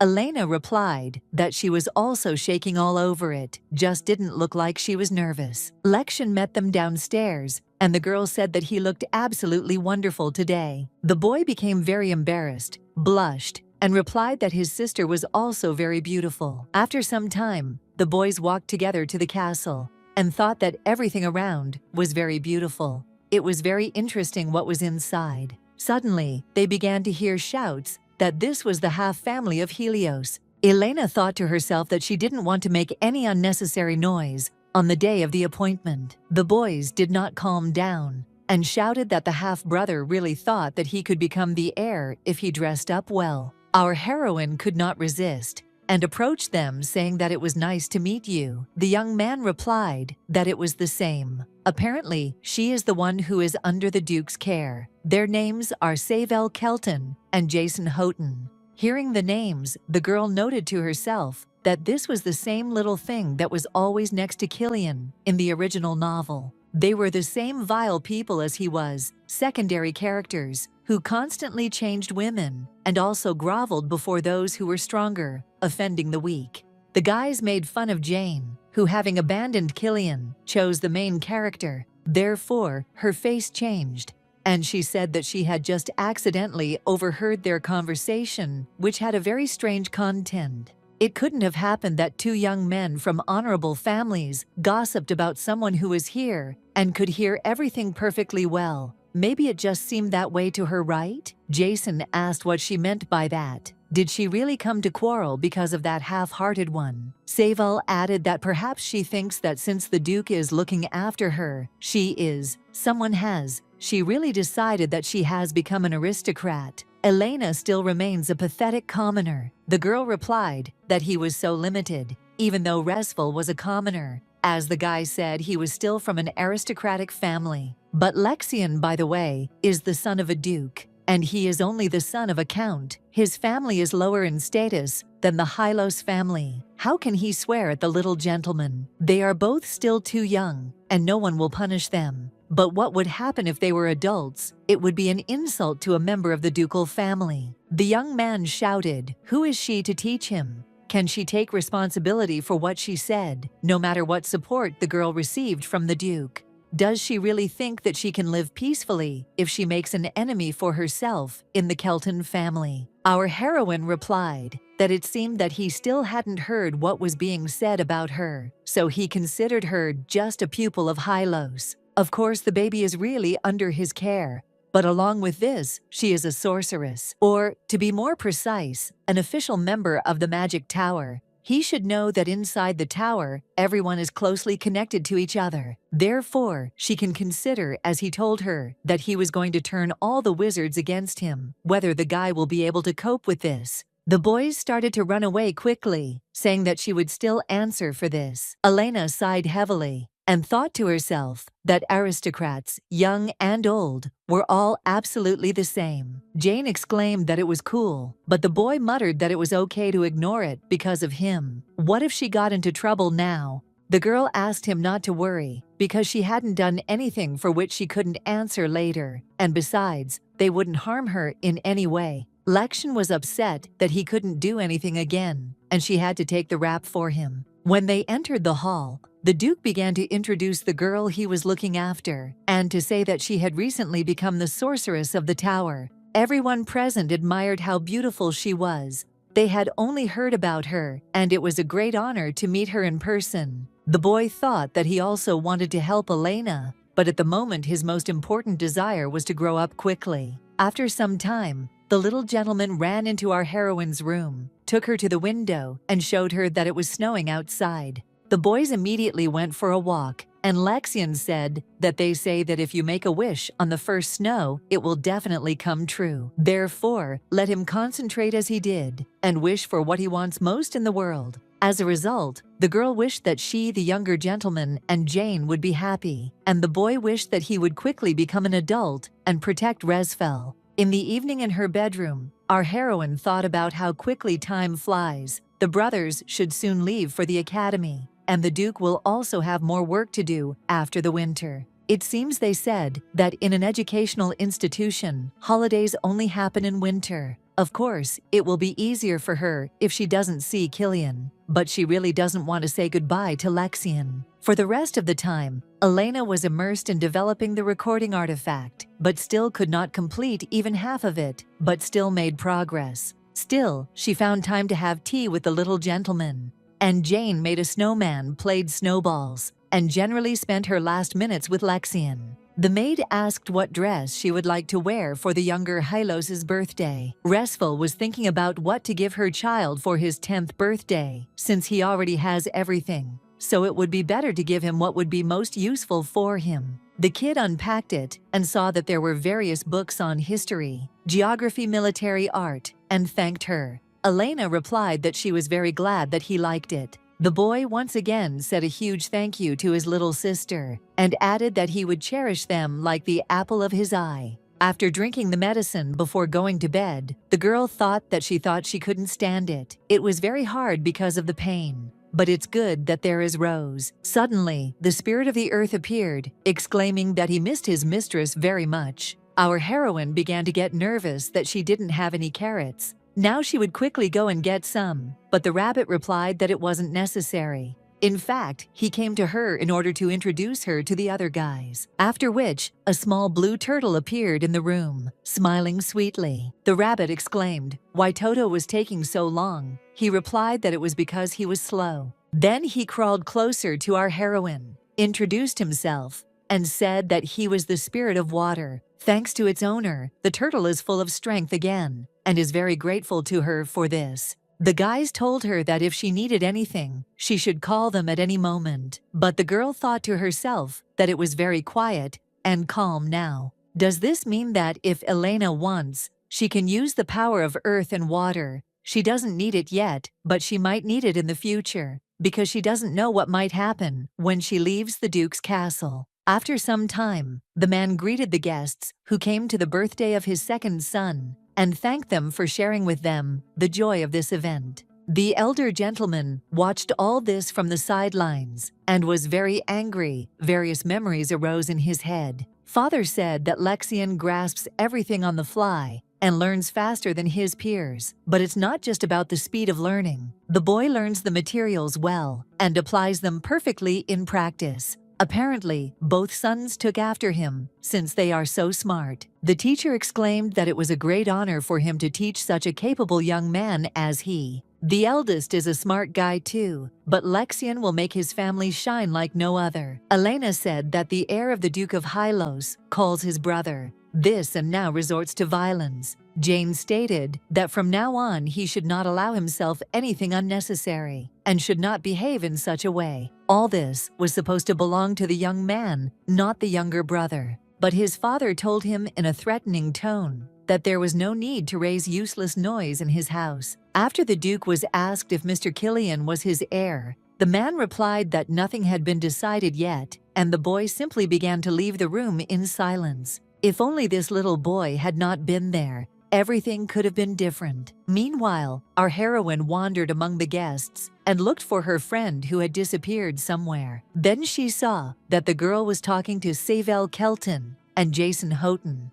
and immediately thought that the guys had first pestered her and now they had switched to Jane. After which, she approached them and exclaimed that it was so unexpected that they met again. Then she smiled and asked if they were adults. The guys answered that the ceremony had just recently taken place. Elena replied that it was a pity, but according to the law of their empire, relations between adults and minors were prohibited, but they themselves should understand. When our heroine took Oswald away from these young men, she thanked her and noted that it turned out that she was still very far from her. Resfel countered that she had started trying to get away from them before the girl even arrived, and Killian had refused too, so she was doing just fine. After which, she wondered where the birthday boy had gone and began to look for him in the crowd, after which she saw that he was heading somewhere. It seemed strange to her that the elder brother was heading in the same direction as the little gentleman. At this time, the young man took a glass of champagne and was about to pour it on his brother's head, saying that people like him should not exist on Earth.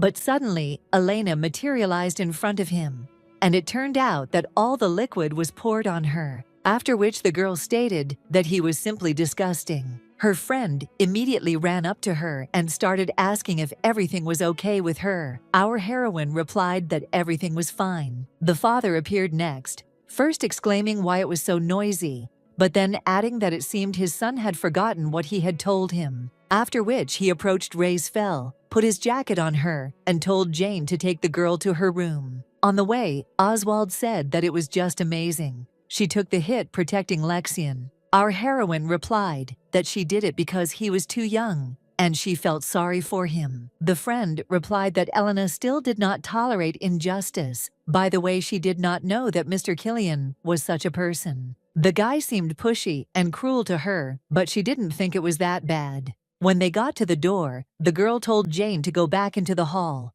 Nothing terrible had happened. They had just poured champagne on her. When Oswald tried to object that Resfel would be left completely alone, our heroine replied that everything was indeed fine and that she actually wanted to be alone. After some time, a little gentleman appeared in her bedroom who was all in tears. When asked what happened, the boy replied that his sister suffered because of him, so why does she do this every time? Our heroine objected that she could not allow him to be bullied again. No one should suffer at all. The baby began to cry even more and say that he was simply too small and could not yet stand up for himself and for her. Lexian thought to himself that he wanted to grow up quickly. Elena always saves him in difficult situations, and she was even doused with champagne because of him. He is small and weak, so he can't do anything. He is disgusted with himself. The boy wants to grow up quickly, become bigger than his brother, and defeat him, and he also really wants to protect his little sister.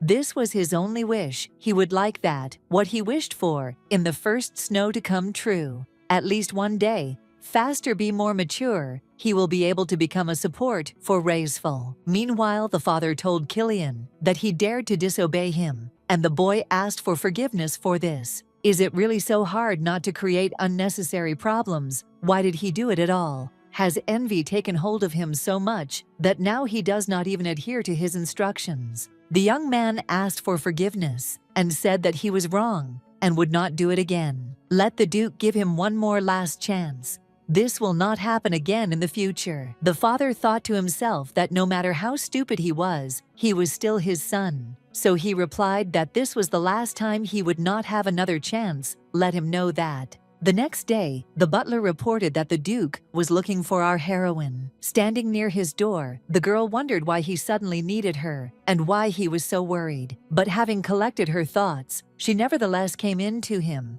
and said hello. The man noted that it seemed that she felt better. The girl replied that everything was fine and thanked him for not leaving the situation unattended. The Duke added that yesterday he called Killian and spoke with him. Such incidents will not happen again, and if this happens, then let him immediately inform him. He also heard from Jeremiah that the little one was not only a talented sorceress, but also capable of developing medicines and magical artifacts. It is very interesting to see what will become of her. The teachers constantly praise her, and every time he hears about her, he wants more and more for her to be his own daughter. When Elena said thank you and added that it was all thanks to him, the man laughed and replied that he had only supported her in her endeavors, and the baby had done the rest herself. Also, in the future, if she needs anything, then let her definitely tell him. Walking down the corridor to her room, our heroine met Killian and asked him why he had come at all. Quite unexpectedly, the young man bowed and asked her forgiveness. The guy came to say this: he is very ashamed of yesterday's incident. He really didn't do it on purpose. Elena replied that she forgives him, but to herself, she thought that only on the outside. After which, she added that there was no need to apologize only to her,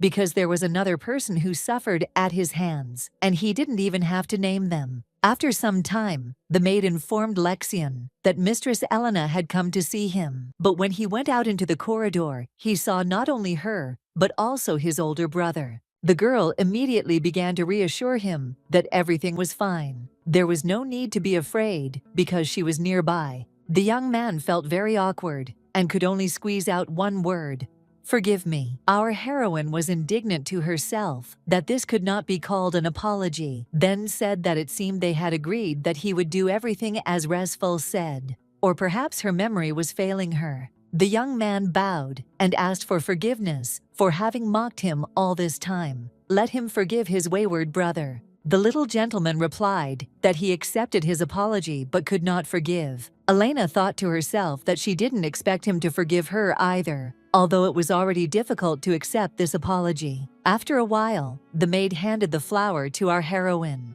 and said that it was left for her. Whoever it was, apparently he really likes her. For several days after the holiday, every morning, someone leaves her one rose, probably Lexion. While handing the flower to the maid to dry, the little girl thought to herself that she didn't want to leave. Just like that, she needed to give something to the boy before leaving. So I came to Jeremiah and asked what a magic stone is. The guy explained that it is created with the help of cleansing magic. The area of its application depends on the wishes of the magician. They are disposable, but they can be used to start a fire or make it rain. After which, he asked if she was in the final stage of producing the recording artifact and if she wanted to create a magic stone in parallel with it. Elena replied that she does not need fire or rain. She would like that, with the help of this stone, the person who gets it, in case of danger, would be surrounded by a protective barrier. Is this possible? The young man replied that it was possible. Then they would dedicate today's lesson to the creation of a magic stone. First, they needed to design a magic device by concentrating magic.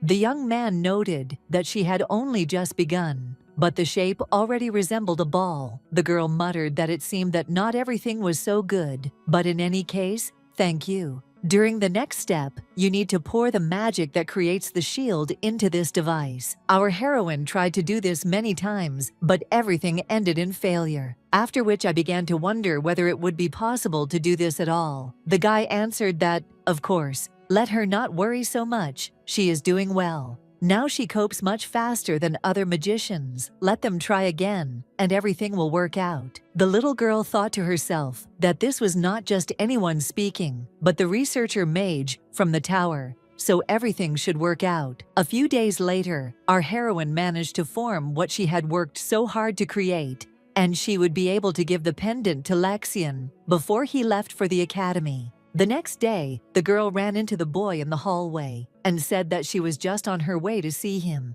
Elena noted to herself that he was so sweet that just a little bit more, and she would have told him not to go to the academy, but to live with her forever. Then she handed him the pendant and said that it was a gift she had made for him. The stone would build a barrier around him if he wanted to use it. When Lexion exclaimed that she really did it herself, Resfel replied that yes, she thought to herself that she really did it for several days and nights on end. The kid noted that the stone was the same color as her hair. She replied that it was because it contained her magic. The little gentleman replied that he liked it very much. It felt as if she was in a pendant. Then the boy kissed her on the cheek and thanked her with all his heart. While our heroine was at a loss, he quickly ran away. Elena laughed and thought to herself that how could a person be so charming? Suddenly, Killian's voice was heard noting that he had finally found her. Our heroine didn't understand why he was dressed like that and asked if the guy was going somewhere.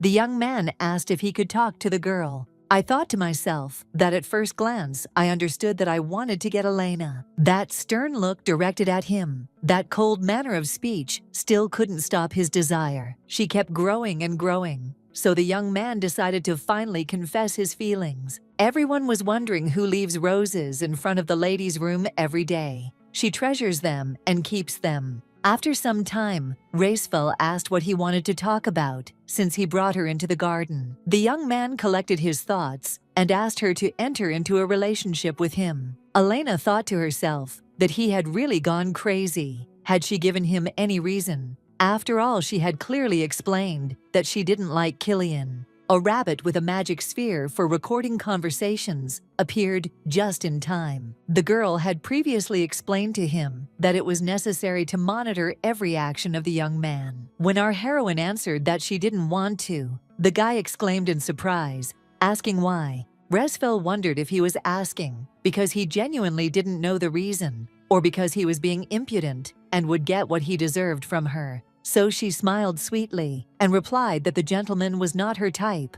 She liked his younger brother. Killian asked in shock, how was it? His brother weren't their feelings mutual. The girl thought that maybe he had completely lost his mind, that she could even like him. When the guy added that she forgave all his mistakes, kept all the roses that he sent, it dawned on Elena that the flowers were from him. If she had known, she would never have accepted them. She answered out loud that she didn't know that they were from him, since she thought that they were from Jane or Lexian. Plus, she has no intention of having any relationship with someone who is engaged. The guy objected that the engagement could be called off, but the girl replied that she still didn't want to. After these words, the young man became very angry and began to walk away. The little girl noted to herself that he was a real psycho and thought that she needed to check if everything was recorded. After some time, she thanked the rabbit for the excellent video recording, but she didn't know what to do with it next since it was too little to demonstrate to the Duke. After which, she asked Rennie if he could do her one more favor. The spirit of the earth replied that of course he needed to follow that stupid boy again. Our heroine nodded and thought to herself that maybe she wouldn't be lucky and wouldn't be able to capture the right moment, but there was still time. The next day, a happy Lexion burst into her room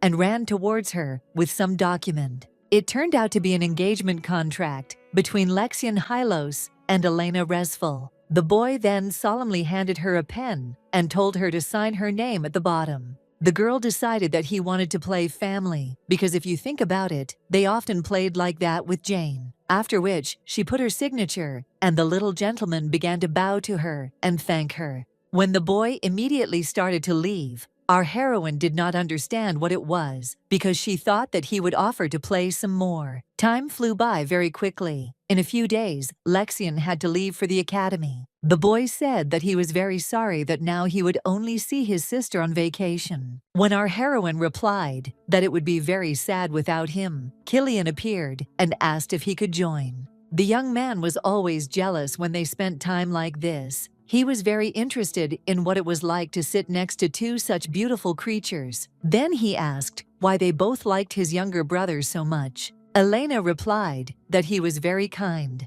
The guy objected that he was the same and much better. The girl asked her not to make fun of her and asked what kindness she was talking about. Killian is so kind that even his lordship apologized for his upbringing. The guy frowned and asked her to choose her words more carefully. Our heroine replied that she was the very essence of caution. Why is she doing this to him? We had such a nice tea party, and Elena is ruining everything. Resfel objected that it was nice until the gentleman came here. It is he who is muddying the waters. The young man banged his fists on the table and exclaimed, "Did she say everything?" The girl asked, was it unpleasant for him to hear something like that, or what? The guy replied that it would be difficult for him to control himself if she continued in the same spirit. Even for her, it was unforgivable to behave like that. Our heroine replied that she was telling the truth.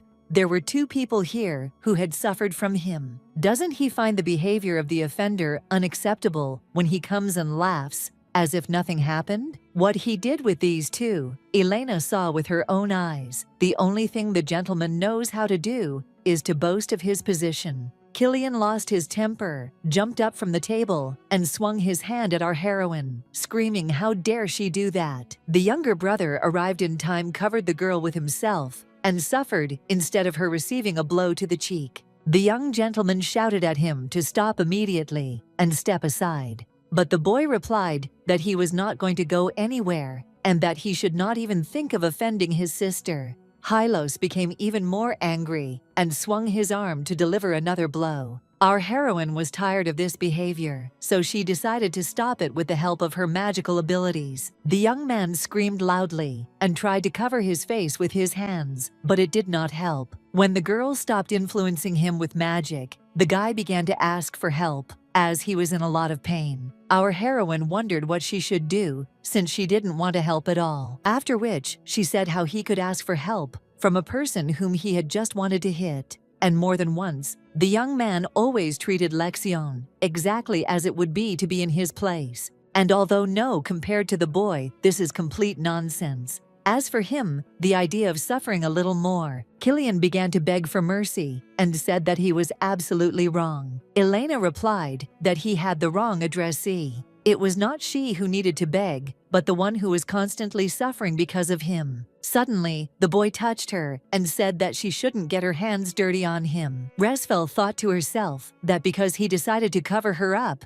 he now had bruises on his face. She wouldn't just let it go. After some time, our heroine demonstrated to the Duke the behavior of his eldest son. The girl explained that she received this device when she visited the Magic Tower. She found it very interesting, so she carried it with her, and in the end, it turned out that this was recorded. The man replied that it was now clear what Killian was doing. He was very ashamed in front of Elena. She had suffered because her father had failed to raise his son properly. A huge thank you to her for taking care of Lexion and protecting him, and he will solve this problem on his own. Resfel thanked him. After some time, the boy showed his father his bandaged hand and said that it was that girl who hurt it. She wanted to kill him. The man asked menacingly if he had decided to make a fuss over some minor injury. When the young man tried to object that she really wanted to harm him, his father ordered him to shut his mouth. It was he himself who raised his hand against her after he shamelessly proposed extramarital relations, despite the fact that he had a fiancée. And the Duke also told him not to make a fuss, wasn't it? He who was constantly creating problems by beating his younger brother, did he really think he was worthy of being the heir? The eldest son seems to be mocking the Hylos family by doing this. All this time the man tolerated him because he is his son, his blood. But from this moment on, Killian will no longer be the heir of this dynasty. Guards immediately appeared in the room, grabbed the guy, and began to drag him out of the room. He tried to justify himself and shouted that he was wrong. let the father give him at least one more chance. But the man replied that he would not leave him without means of subsistence, but now let him not even think about appearing in this house. Meanwhile, our heroine watched from the window as the young man was driven out of the estate. The girl thought to herself that from now on, no one would make fun of Jane and Lexian anymore. Once outside the gate, the young man had very mixed feelings, and he hissed that he would not leave this so easily. After Killian was thrown out of the house, there was no longer any reason for Jane, who was his fiancée, to live in the house. Before leaving, the girl asked for forgiveness for leaving Elena alone. She might get very lonely when the little gentleman also leaves for the academy. Raceful thought to herself that during this time she had changed a lot, making decisions on her own and doing what she wanted. Thus, just recently, Oswald had found a business that she wanted to do. When our heroine wished her happiness, her friend replied that she also wanted everything to be good for her because she is the kindest and most amazing. After which, she asked whether they would remain friends. Despite the distance, Elena answered that of course, because they could write to each other. Then they hugged each other tightly, and Jane whispered in her ear that she should be happy wherever she was. Not even a couple of days had passed since her departure, and Lexian also had to leave for the academy. The girl told him to be careful and study hard. Our heroine didn't understand what to do next. She shook the plot. Well, having achieved the expulsion of Killian, Jane will live finding her happiness, and Lexian, having escaped from the shadow of her older brother, will be able to live in peace. Everyone will be able to live happily, freed from the shackles of the original. But why did she have such a feeling of regret in her soul? After some time, the Duke said that she was now the only one left in the estate, and she would have to spend time alone, whether this suited her. The girl replied that she was actually thinking about going to the Magic Tower. The man muttered that then he would have to prepare for her departure as well, after which he asked if she would like to become his adopted daughter. Our heroine was very confused by such a question, so she just looked at him with her mouth open. The Duke continued that it would be simply wonderful if such a gifted child as she became his daughter. He would be glad to accept her as an official member of the Yahello's family. Elena muttered that unfortunately this would be very difficult. The man replied that in that case, if it is difficult to be a daughter, then what about a daughter-in-law? They are close to Lexian, and in aristocratic families, they often enter into marriages of convenience from an early age. The prospect of calling the Duke her father and the boy her husband somehow did not please her at all. When the girl tried to object that this was also somehow not very good, the man asked why his son was like him, so he would achieve a lot in the future. Also, becoming a daughter-in-law of the Yahello's family means that all the wealth of their dynasty will fall into her hands. Our heroine replied that she would probably refuse, but she thought to herself that he was just a little boy that she wanted to coddle. The Duke was upset and replied that since she herself did not want it, then okay, but still let her know if she suddenly changed her mind. But in any case, he would like to continue to take care of her until she comes of age. Her opinion, of course, has the highest priority.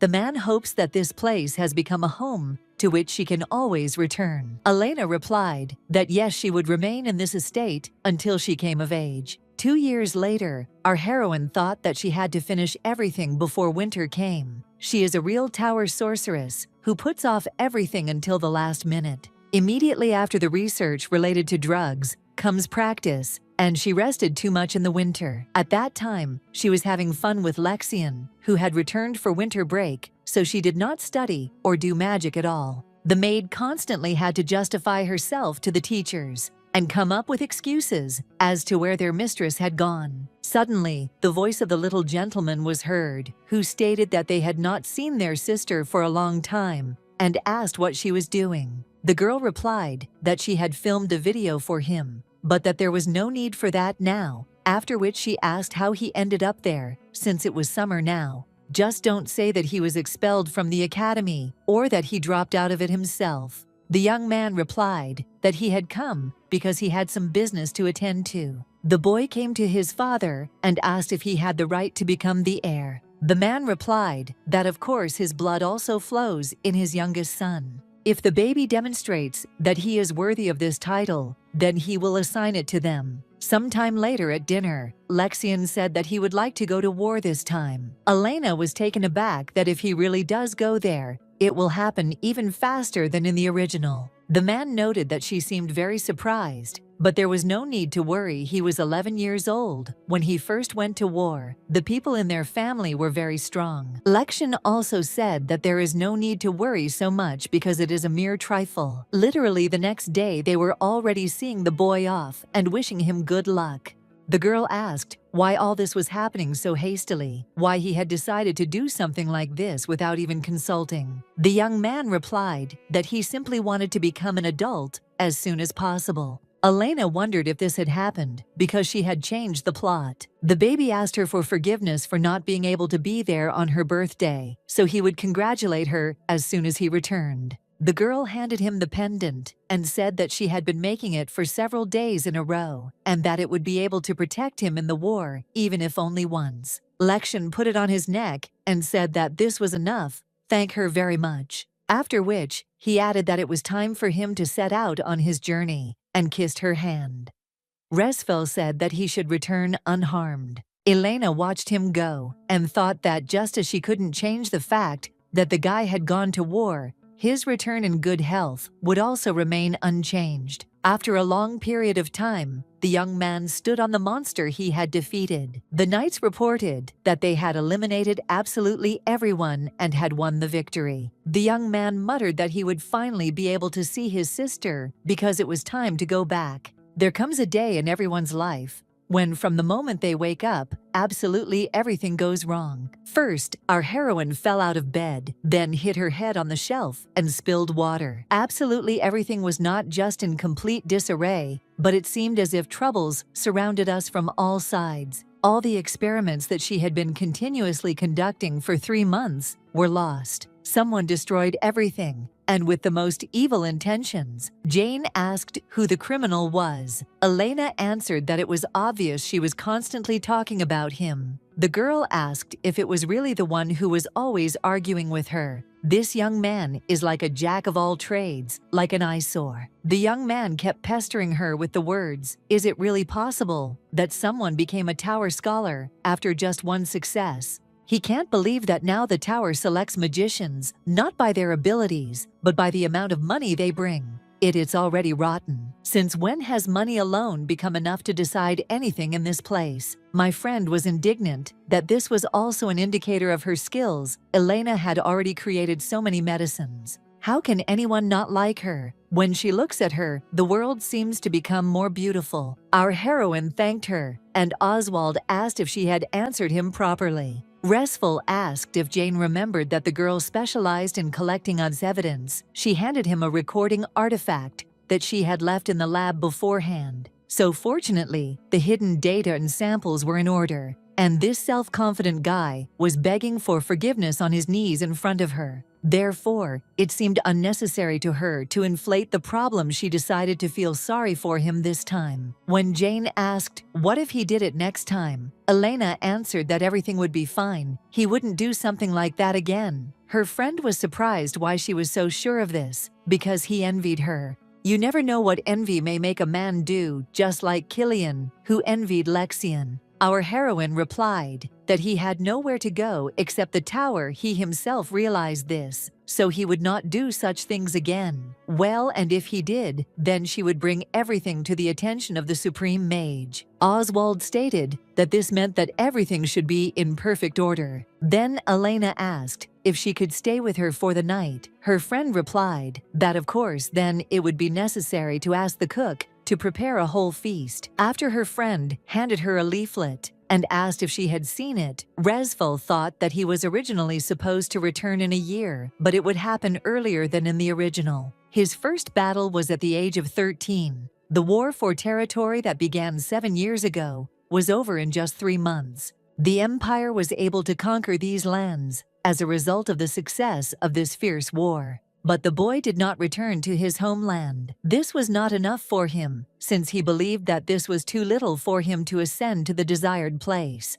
Because of the emperor's greed, the war never stopped, and monsters emerged in every corner of the continent. The young man mercilessly destroyed everything in his path, and after 7 years he received the title, the Noble Sword Souls, in the capital of the empire called Aniceum. Everyone was whispering that it was interesting that he was as beautiful as they described him. They say that all the enemies fall when the guy comes. When they saw the knights, the women noted that they were simply magnificent. Were they all really that handsome? Then the young man they had all been waiting for appeared, and he was simply incredible. The girl exclaimed that she would definitely marry him when she grew up. Lexian informed his subordinates that he would miss the celebration as he needed to go somewhere. After some time, the guy entered his sister's room, but she was not there. The master immediately asked the maid if she knew where Elena had gone. The maid reported that she left the Duke's house almost immediately after he left. The young man did not expect such a turn of events and was very upset. Then the young man sat down to reread the letters that our heroine had written to him.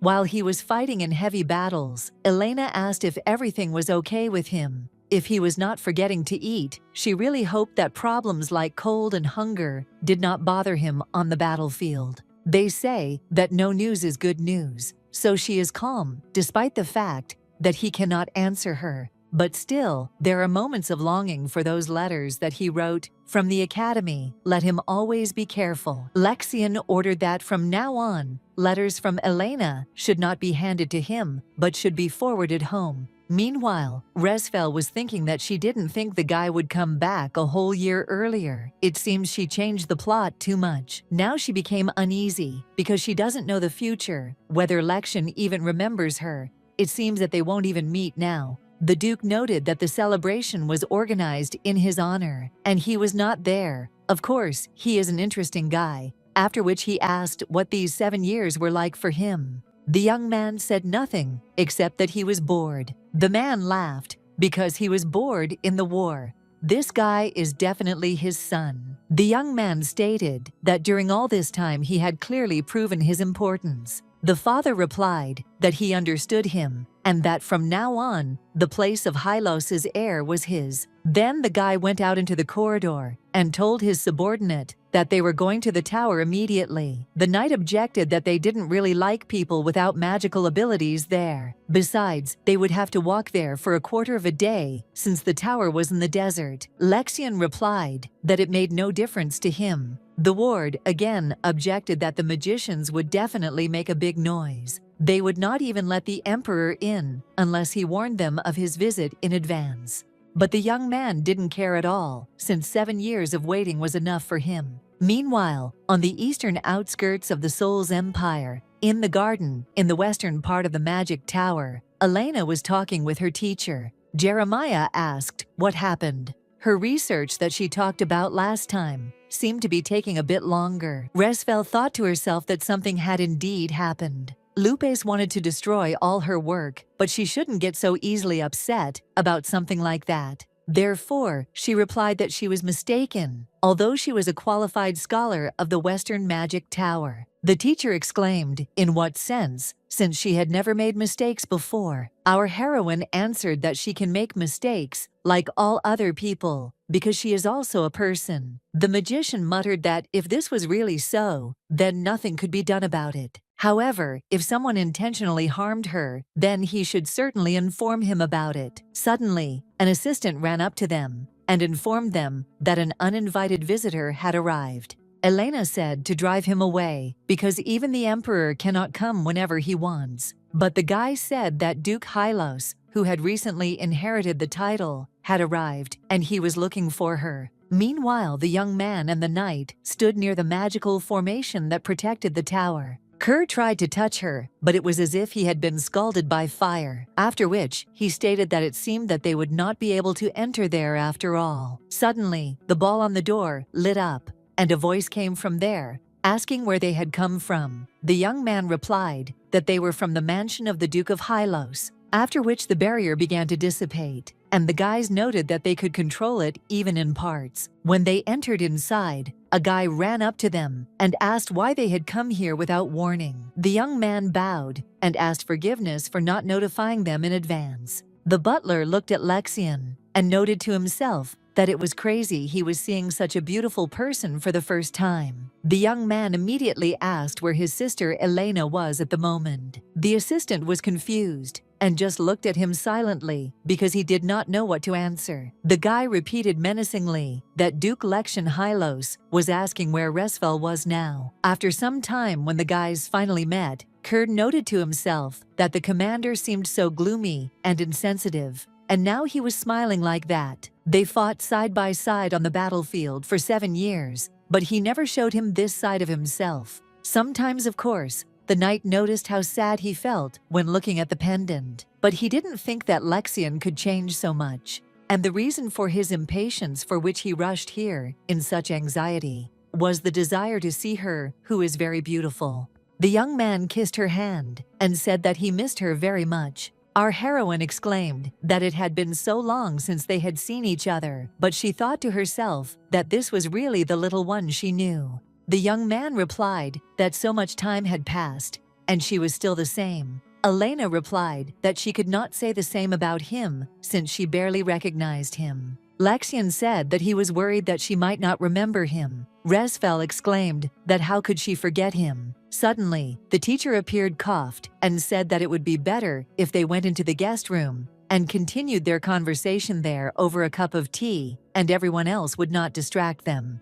Our heroine looked at him and wondered how he could have grown up so handsome. The young man said that it was wonderful that this time they would be able to spend her birthday together. The girl completely forgot about her holiday and did not understand why she felt so awkward. She did not know how to behave in front of him since he had changed so much. After all, 7 years of distance are making themselves felt, and he's probably also uncomfortable. The young man said that all this time he had not forgotten about her for a second, after which he placed the marriage contract in front of her. Elena did not expect that he still had it. The newly minted duke looked her straight in the eyes and proposed to marry him. Resfel began to panic that maybe she had misheard it, or that he had gone completely crazy in this war. The young man added that he hoped that she would not say now that back then it was all just a childish joke. The girl thought to herself that it was hard to say now that all this was a joke, because he was looking at her so frighteningly. If we follow this piece of paper, then it turns out that they are engaged, should she now marry him, because of an agreement concluded in childhood. Then she imagined in her mind how she was saying goodbye to everyone and saying that she was marrying the Duke, so let them take care of the magic tower.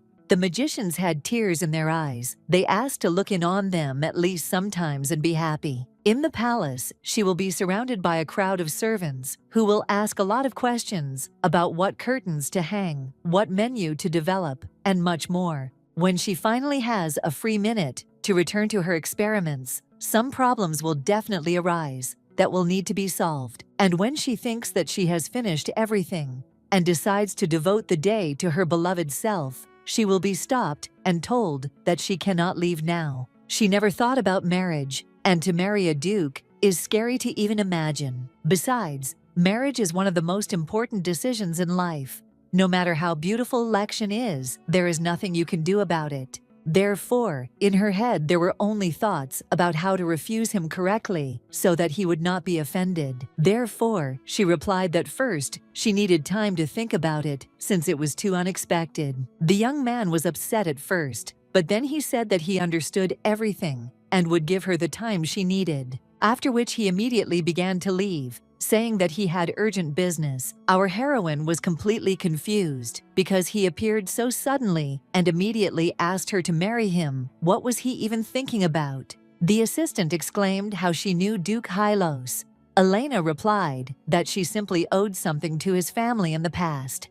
When the young man asked if they were lovers, the girl was surprised that he had even assumed that. Therefore, she replied that nothing of the sort, and quickly began to run away in order to avoid awkward questions. On the way, everyone asked her who this handsome young man was, which put her in an awkward position. So she exclaimed that he was just a boy she knew in childhood. Already in her room, Resfel was thinking about whether it really looked like they were a couple. She just took care of him when he was little. Why did Lexion even decide to do something like this? It seems she seduced him without even knowing it. Our heroine, of course, falls in love with everyone left and right but not like this. Then she collected her thoughts and decided that marriage was not a game, so she would refuse. But suddenly there was a knock on the door and an announcement that Duke Hylos had arrived. Downstairs, the butler, looking at the huge pile of gifts, asked what it was all about. The young man replied that they were gifts. What was so unclear about that? And everything was also visible. Meanwhile, the girl decided to look from the second floor to see what all the noise was about. Lexian noticed her and started walking towards her, asking how Elena was doing. Having gone down, our heroine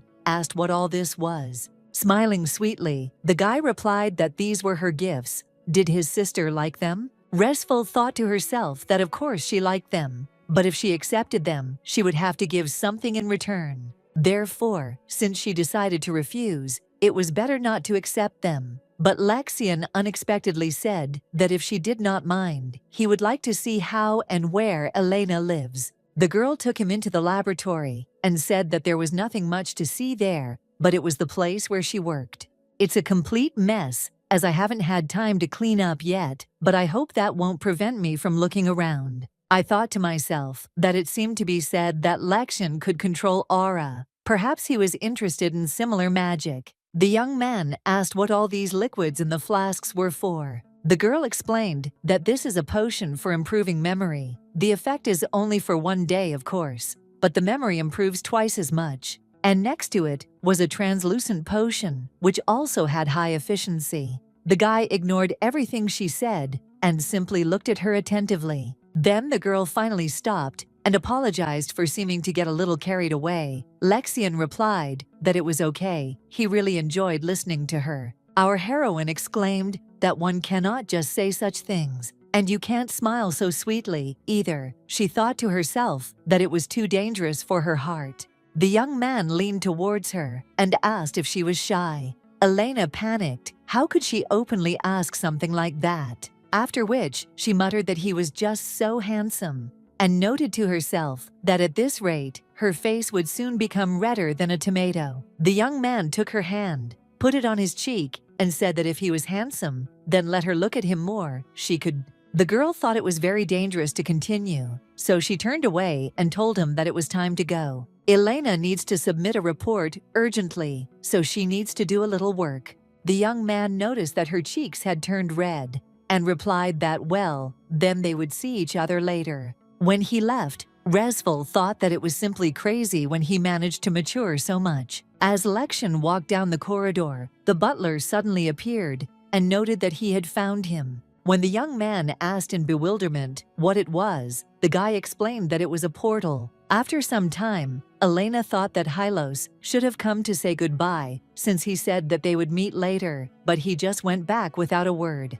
She then noticed the portal and wondered why it was open right in front of her lab. They should only be in public places. What is this expensive thing doing in front of her room? Could it be that someone gave it to her for personal use, perhaps the Supreme Mage or a teacher? Although why would they do this besides the portal can only be used with the permission of its owner, and no one even notified her. I wonder where it leads. Therefore, I decided to check what place it is connected with. If it works, then good, and if not, then no. When she took a step into it, she found herself in the office of the younger Duke. The young man immediately ran towards her, but Elena did not understand what was going on and asked what kind of portal it was. The guy explained that he bought it so that he could see her more often and more conveniently. Our heroine thought to herself that he clearly understood that she felt weak in front of his handsome face. Lexian added that it would be more convenient for her to come home this way. He knows that the girl has already gotten used to life in the tower, but he decided to install a portal so that she could visit the house whenever she wanted, since she spent her entire childhood in the castle. Resful noted to herself that she was sure that this was not the only reason. However, perhaps he really was guided by good intentions. After all, this estate is a home for her, where she wants to return and take a break from everything. When the pause dragged on, Lexian asked what she didn't like. The girl exclaimed that she liked it. She wanted to stay at home from time to time. I noted to myself that the only thing he lacks is a tail to fully resemble a puppy. After which, she asked if the Supreme Mage herself had really allowed him to buy this portal. The young man replied that yes, it was worth only 20 million gold pieces. Our heroine was amazed by such a price, because for this money, one could buy several houses in the capital. The young man took Elena by the hand and said that he would like to finally hear her answer. It seemed that he had given her enough time. Last time he came to her in a hurry, so he forgot about the ring. Let the girl marry him. Resfel thought to herself that this was a question that would change her whole life, and he gave her only 2 days to think about it, after which she replied that they could not get married. Looking at Lexian's sad expression, the girl didn't understand why he was looking at her, like that had she committed some kind of crime, or what. Then she continued that she still has a lot of ambitions. There is a lot left unexplored and unexplored. She wants to see the world, so she does not plan to get married yet. The young man replied that he understood everything, but he was not going to give up. A few days later, our heroine thought about what he had said. Of course that he would not give up, but just think the guy comes with an offer every day. Lexian told her that he would provide her with everything she wanted, and that she could do whatever she wanted, even after the wedding. He swears on his name and the honor of the family. The young man will provide her with everything necessary for her education, and will also do everything so that she will see every corner of the world. But still, no matter what he says, being the wife of a duke is not an easy matter. And what's most important is that they're not even in any kind of relationship. The teacher stated that this time the experiments went very quickly. Excellent samples will appear soon, and this is very good news. After which, she suggested having a cup of tea since they had some free time. The girl said that it was surprising that the Supreme Mage allowed Lexian to buy the portal with such ease. Jeremiah replied that it was not just anyone but Duke Hylos himself, and that this family provided great support in the development of their tower. Our heroine thought to herself that it was simply due to the power of money, after which she said that she had heard that before this, no one was allowed to purchase portals, but the guy objected that this was 50 years ago. This was not a citizen of the Soul's Empire, but a man from the kingdom on the Black Continent. Now the empire is located on the territory that is also called the White Continent, and the Black one is located to the south of it. Several centuries ago, this place became known as the home of the first magical creatures. It was said that at one time, there were so many powerful monsters that people could not live there, and about a century ago, the situation changed. However, due to the fact that the Black Continent is far from them, there is very little information about it. Elena could not believe that the Supreme Mage made a deal with it. Then the guy added that, by the way, it seems that the Duke has cleared out visiting the Magic Tower lately. Our heroine answered that yes, after installing the portal, this is exactly what happens. Jeremiah noted that the time spent together in childhood had created an attachment to her. Elena thought to herself that it would be good if only attachment, after which he hugged her and wished her luck in her research. Resful thanked him. Suddenly, Lexian's voice was heard behind her calling out to her, and the girl wondered how long he had been standing there. The young man came up close to her and asked if her tastes had really changed during his absence. At first, our heroine did not understand what he was talking about and what he meant, but then she remembered how she told Killian that the gentleman was not her type.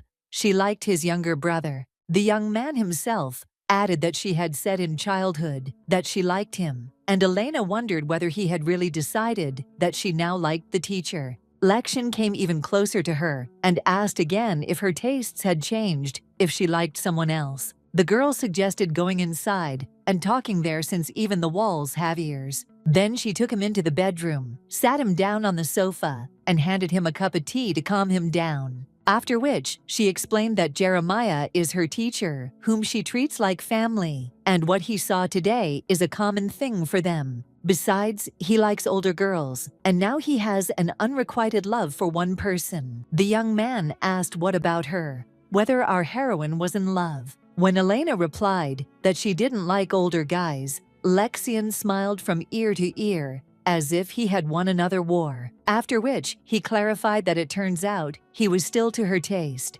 Raiseful thought to herself that it was against the rules to ask this with such a smile, since in fact, the grown-up young man really does appeal to her. How can she not like that she is easily charmed by beauty? Lexian sat down next to her, put her hand on his cheek, and said that if this was so, then let her treat him better. The girl thought to herself that having already repeatedly and cold-bloodedly refused him, what makes him come so close to her? How should she treat him now? The younger duke kissed her hand, looked into her eyes, and told her to pay attention only to him. Elena noted to herself that this had all become too dangerous, so she pulled away from him and exclaimed that it had somehow become too hot. After which, she stated that she could not say this all these days because she was busy. It was probably not easy for him. In the war, she is very glad that he returned safe and sound. The young man replied that the reason he was okay was his sister. Then he held out the pendant. Raceful noted that this was the same magic stone that she had given him 7 years ago.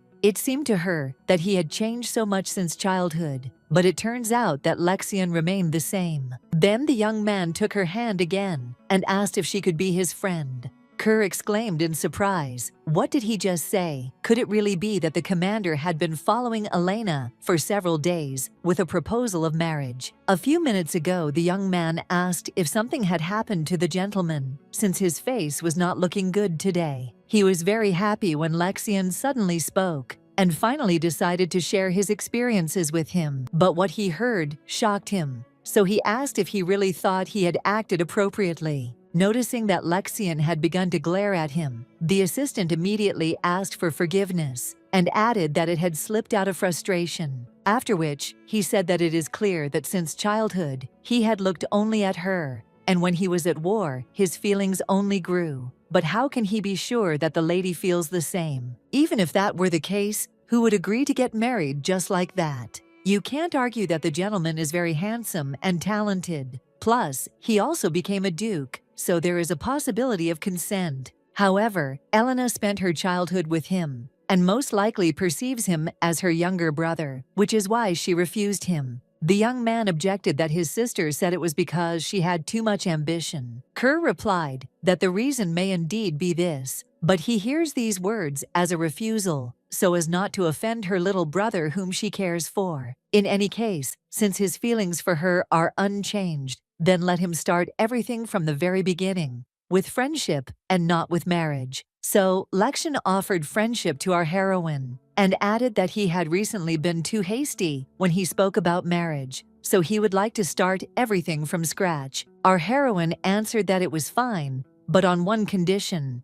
They would only date for 3 months, and after that time, they would talk again about whether they should continue or not. She thought to herself that she did not want to be an obstacle on the young man's path in his future endeavors, and she herself wanted to try many things, and the guy replied that he agreed. If Elena wants this, then they will do it. The term, of course, is very short, but if it is better for her, then okay. The girl thought to herself that all this time he called her sister, and now he addresses her by name. She can directly feel how her immunity is weakening. You can go crazy. What if she herself wants to continue after these 3 months? After which, she exclaimed that she thought it was worth waiting a little before he called her by name. The young man asked what was wrong with that, since she addressed him by name, and didn't she really like it when he called her that?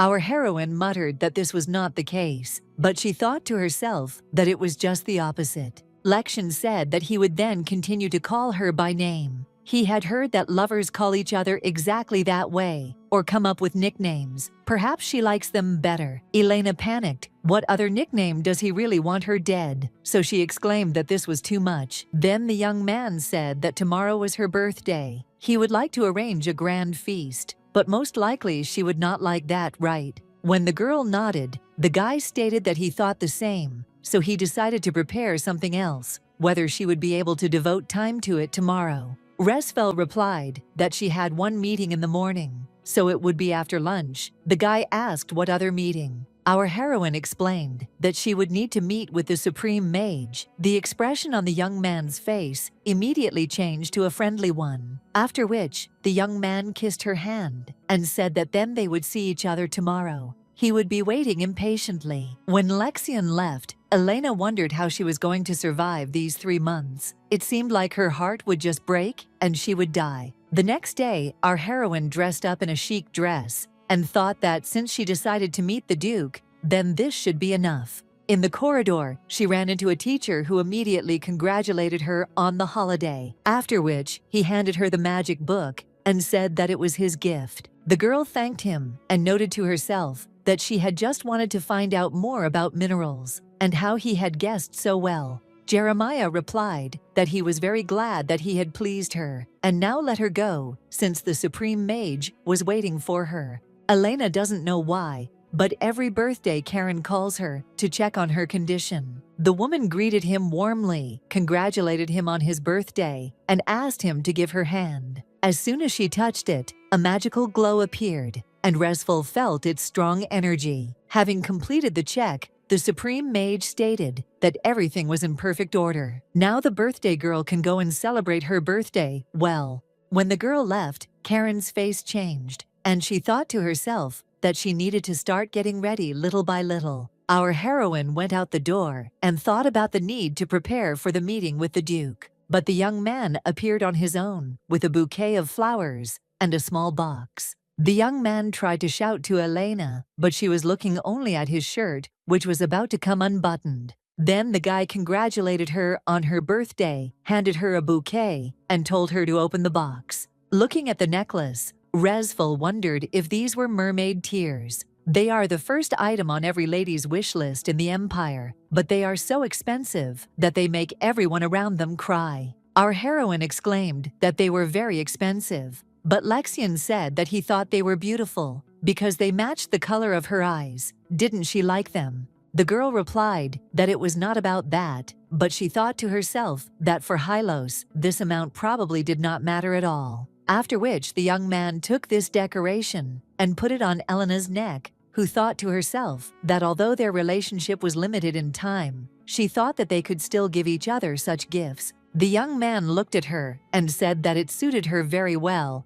and the girl thanked him in return. Our heroine suddenly thought about the fact that when she sees roses for some reason, without any reason, she remembers Killian. Lexian noticed that something was wrong and asked what happened if everything was okay. Resful thought to herself that this must be a sore subject for him. Could she even talk about it? But the guy himself asked if thoughts about his older brother had really entered her head. Elena immediately exclaimed that he had misunderstood everything, so he would immediately say that she had never liked the elder Hylos. Killian used to leave roses near her room. She thought it was a gift from Lexian, so she was very happy, but the guy got it all wrong. The young man replied that he had heard him confess his love to her when they were still children. That's why he gave her roses, but if she always remembers her older brother when she looks at them, he might go crazy with jealousy. That is why I prepared a bouquet of roses for her, so that from now on, just by looking at them, she would think of him. Then, overcome by the excitement of their first date, they completely forgot that there was a portal in the Hylos house and went off in a carriage. It was both joyful and awkward to see everyone after so long. The young man replied that it was good that he didn't throw a party. Thank you for her time today. Elena replied that it was nothing, but she thought to herself that her heart was beating just from looking at him. It seemed that she had completely gone crazy. The girl looked at him and could not believe that he was her lover. She was going to ignore it, but he seemed to attract her gaze.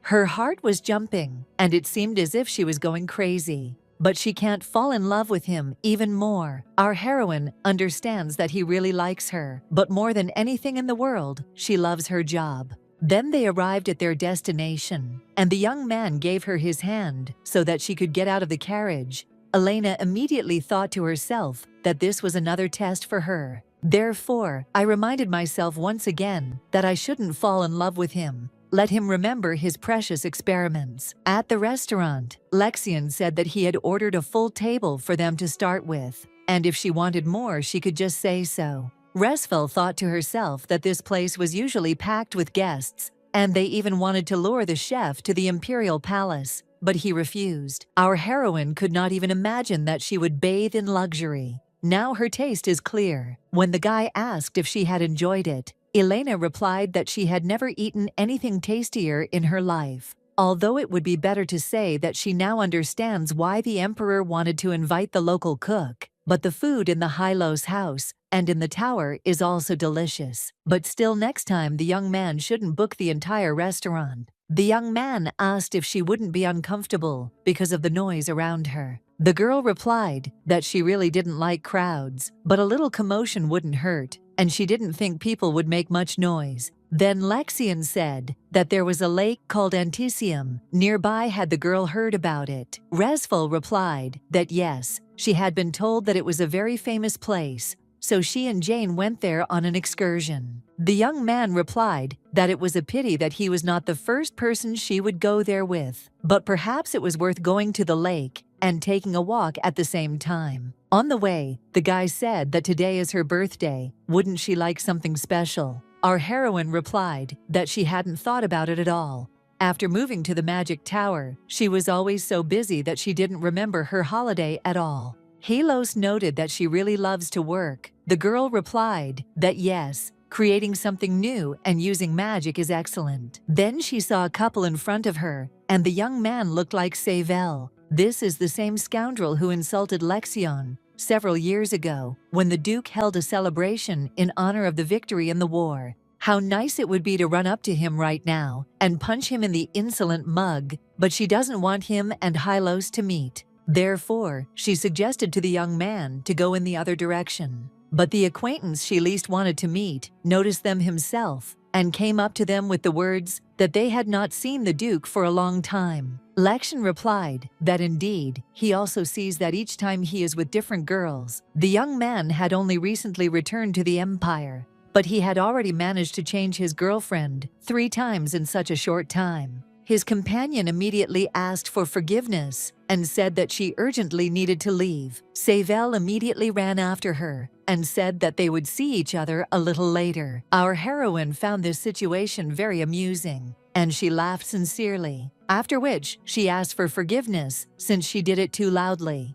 But the guy replied that it was okay. He was glad to hear her laugh. It seems that the young man was at least a little useful this time, since he always felt indebted to her. The girl always appeared when he found himself in a difficult situation and stood up for him, holding out her hand to him. She was as small as he was, but braver, more mature, and possessing an endless warmth of soul. Elena replied that he was embarrassing her. She just wanted to help him, but she thought to herself that she couldn't turn away from the frightened baby. Lexion added that he also wanted to protect her, just as she always protected him, so he wanted to help her. Then suddenly, they started launching fireworks, and the guy said that it was in her honor. In moments of danger, he wants to be in front of Resful and not behind. And the young man also wants to stay next to her always. A few days later, a regular meeting of the Magic Tower was scheduled. It is held quarterly, where the High Mage calls the leadership to discuss important issues. The first time she participated, she was trembling with excitement.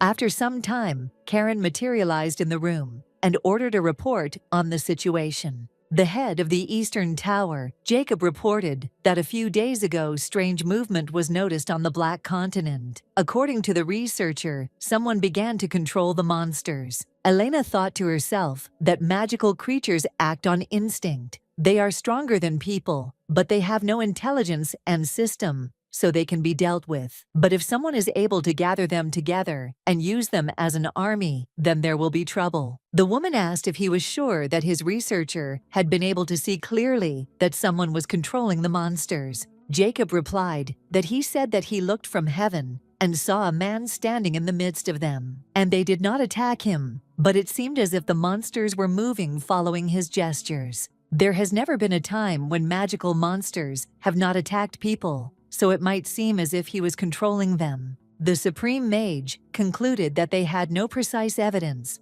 so it was necessary to thoroughly explore the Black Continent. After the meeting, our heroine told the teacher that if there really was someone there who could control monsters, then it was necessary to prepare for war. In this world, there is nothing strange about a war against monsters, because during the military campaign, Lexian not only fought for territory, but also encountered monsters. Well, if someone on the Black Continent has learned to control these creatures, and also species with intelligence have appeared, if they suddenly decide to attack the White Continent, then there will be trouble. But she hopes that nothing will happen. Reflections were interrupted by the voices of spirits that came to her after she left the house of Hylos. Elena met with different ones. As Rennie said, all the spirits came here, Rainy and Toto. Also, the spirit of fire, Coco. Also, the spirit of wind, Bibi. These four whom she met before the others love her most. And now they can even communicate without words. Then she remembered that the boys were flying all over the world and asked if they by any chance knew anything about the Black Continent. The rabbit replied that no, the demonic energy there is too strong, so spirits do not appear there. Toto also added that long ago spirits were born on the Black Continent, but due to demonic energy, most of them became monsters. But compared to those that exist now, their number is insignificant. Our heroine asked if there are still spirits that have turned into monsters. The guys answered that it is impossible to say for sure, but there is definitely some. There is such strong demonic energy that it absorbs the spirit, even after one touch. But everything is different if you go there with the hostess. Besides, the spirits that have already been influenced by this energy can also return to their previous form. They are, of course, not completely sure, but it can be assumed that such a possibility exists. Elena thought to herself that she wants to save those who were affected by demonic energy.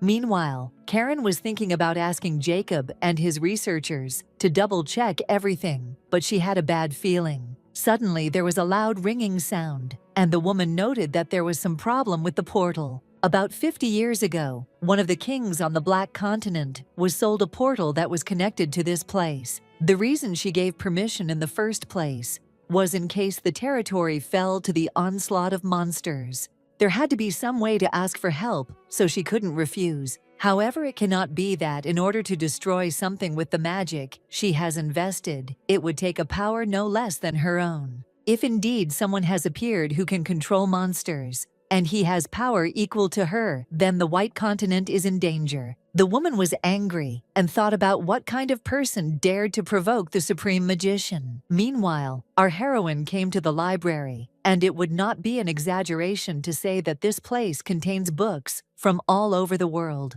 There are bookshelves there as tall as a 3-story building, a place so big you can get lost. Previously, Elena often got lost there and had not visited the old book archives for a long time. If all the old editions are collected there, then there should be information about the Black Continent. It would also be good to read about the spirit casters. But having learned about this library, the girl often came there, but there was no information about spirits anywhere. After some time, she finally managed to find a book about the Black Continent. It was said there that a man with strange abilities that were different from magical ones died in that place. He used a strange power, often looking into the void, talking to someone, and his abilities were closer to nature than to magic. And they called him a spirit caster. As a result, the strange man ended his life on the Black Continent. Restful has been looking for information about them since childhood, but no matter what book she took,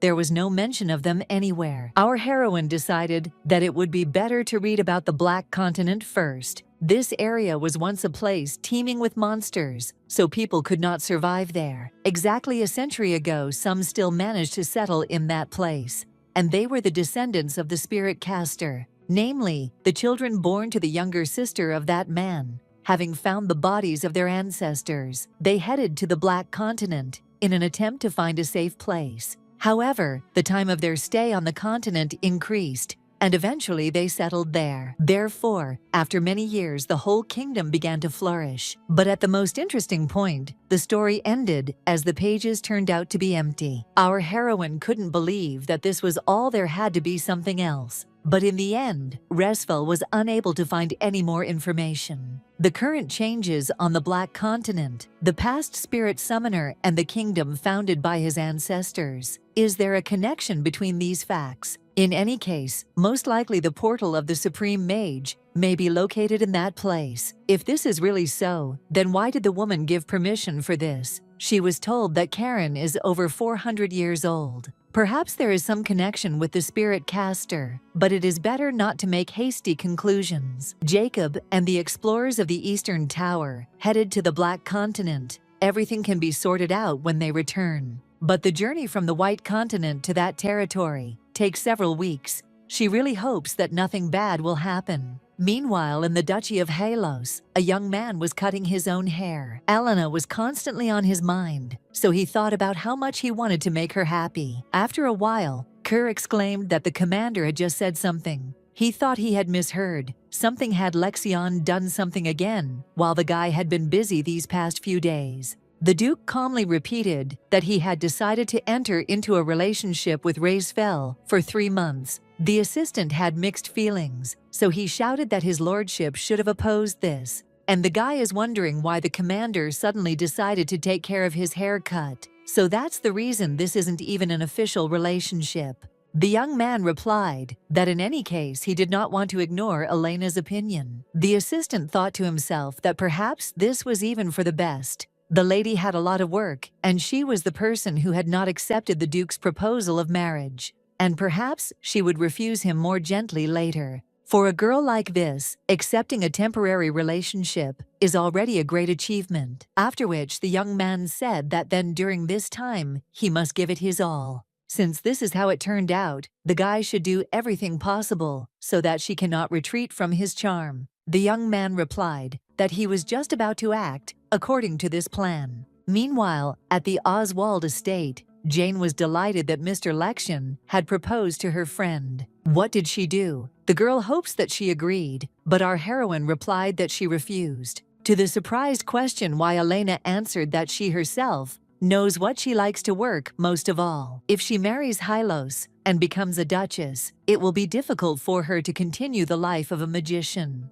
Although the young man said that he would take care of this, it wasn't that Resfel didn't trust him, but she couldn't bear the burden of that title. Jane replied that her friend loves her job more than anyone else. However, she had wanted to hear her love story for a long time, so it was all a little upsetting. But our heroine added that everything was over. She and Lexion had decided to become temporary lovers. When Oswald exclaimed that this was really true, Elena asked her to calm down, because this was only a temporary relationship. The girl objected that nevertheless, it was very interesting to hear that she was in one. She knew that she was not mistaken, because the gentleman had loved Resfel since childhood. Her eyes did not deceive her. Her intuition does not fail her. The guy has followed her since childhood. When she called him Mr. Lexion, he did not like it. But he didn't care that Jane always called him Master. That is, from that very time the young man loved Elena. Our heroine was very surprised and asked if this could really happen. The friend replied that of course, Lexion had returned to the Empire, and they said that not only the ladies of the world wanted to get it, but also the imperial family. It's just an incredible love story that this boy from childhood has tender feelings for her. In fact, there was no such thing that Resfel did not think about this. The young man always followed her and still kept to himself that promise that was written as a joke. Did he really love her from that very time? That is why I proposed and intended to enter into a romantic relationship. Our heroine began to slowly realize that the young man had really loved her all this time. The friend exclaimed that she was very glad to see Elena in such a light, because her happiness could not help but make her happy. Of course, it's interesting to see how hard she works, and that she enjoys it very much, but sometimes she would like to see Resfel tremble. Jane was afraid that she would be the only one who boasted about her love relationships. Her friend was always happy for her. As for herself, it's very good that she now has such an opportunity. Suddenly, a maid ran up to them and, out of breath, announced that the imperial family's carriage was heading there. A little earlier, it was reported in the imperial palace that the appointed Duke of Lexion Hylos after the postponement of the victory banquet, first went to the Magic Tower. He was also recently in a restaurant in the capital, at a personal meeting with Elena Resful, a magician supported by his family. Terekin Soles, who is the emperor, exclaimed, "What kind of personal meeting does it mean, as between a man and a woman?" The guy replied that it was said that he rented Lake Centisium and set off fireworks. Obviously, they are in a romantic relationship. The man noted to himself that if the duchy made a mage, its mistress, it would pose a huge threat to the imperial family. I really wish that this information turned out to be false, after which I ordered the secretary to call the second Prince Astor. The girls thought to themselves that the imperial family seemed to have no etiquette at all. The second prince is a real womanizer and a fool whom even the emperor gave up on. Why would such a man need to go to the county of Oswald? A young man approached them and said it was nice to meet them. His name was Astor Souls. Grimacing, our heroine replied that the feeling was mutual and also introduced herself. The young man noted that he was a happy man since he came here specifically to meet her. Elena didn't like that he ignored Jane's greeting, and she didn't understand what he wanted from her. It is almost never the case that members of the imperial family come to the nobles themselves to pay a personal visit. There must be a very good reason. The guy said that since the Magic Tower refused even their dynasty, he thought that he could meet her by coming here. It must have been fate itself that they met in this place. Our heroine thought to herself, what kind of idiocy is this?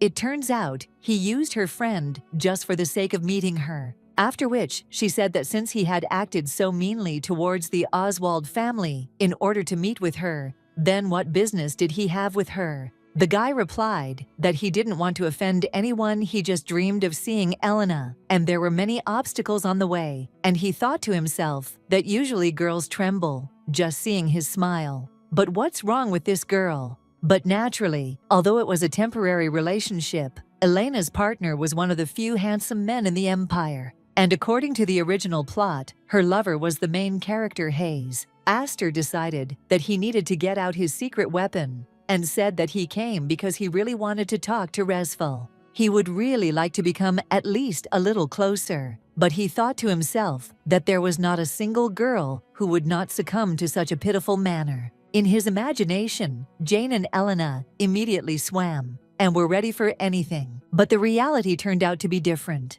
Our heroine replied that she didn't really want to get closer to him. The guy didn't understand how this was possible. Why wasn't it she who didn't want to get closer to him? It couldn't be. After all, he was the prince of the empire and such a handsome man, and much better than Lexian. The girl added that the young man was not at all to her taste, and therefore was not interesting. I noted to myself that this was an effective remedy against Killian, so I can try it on sales as well. When asked what it meant not to her taste, Elena replied that it meant that she could not get close to him, therefore in that case, she would take her leave. Leaving the young man in complete confusion, the girls turned around and walked away. On the way, our heroine said that, of course, she knew that the second prince was not a particularly pleasant person, but not to such an extent. She thought to herself that it seemed like the emperor was on edge right now, because she and Lexian were an alliance of the two most dangerous people in the empire. However, the prince dares to ignore and use. Jane Astor is really unpleasant to her, and her friend muttered that Solas seems to be interested in her.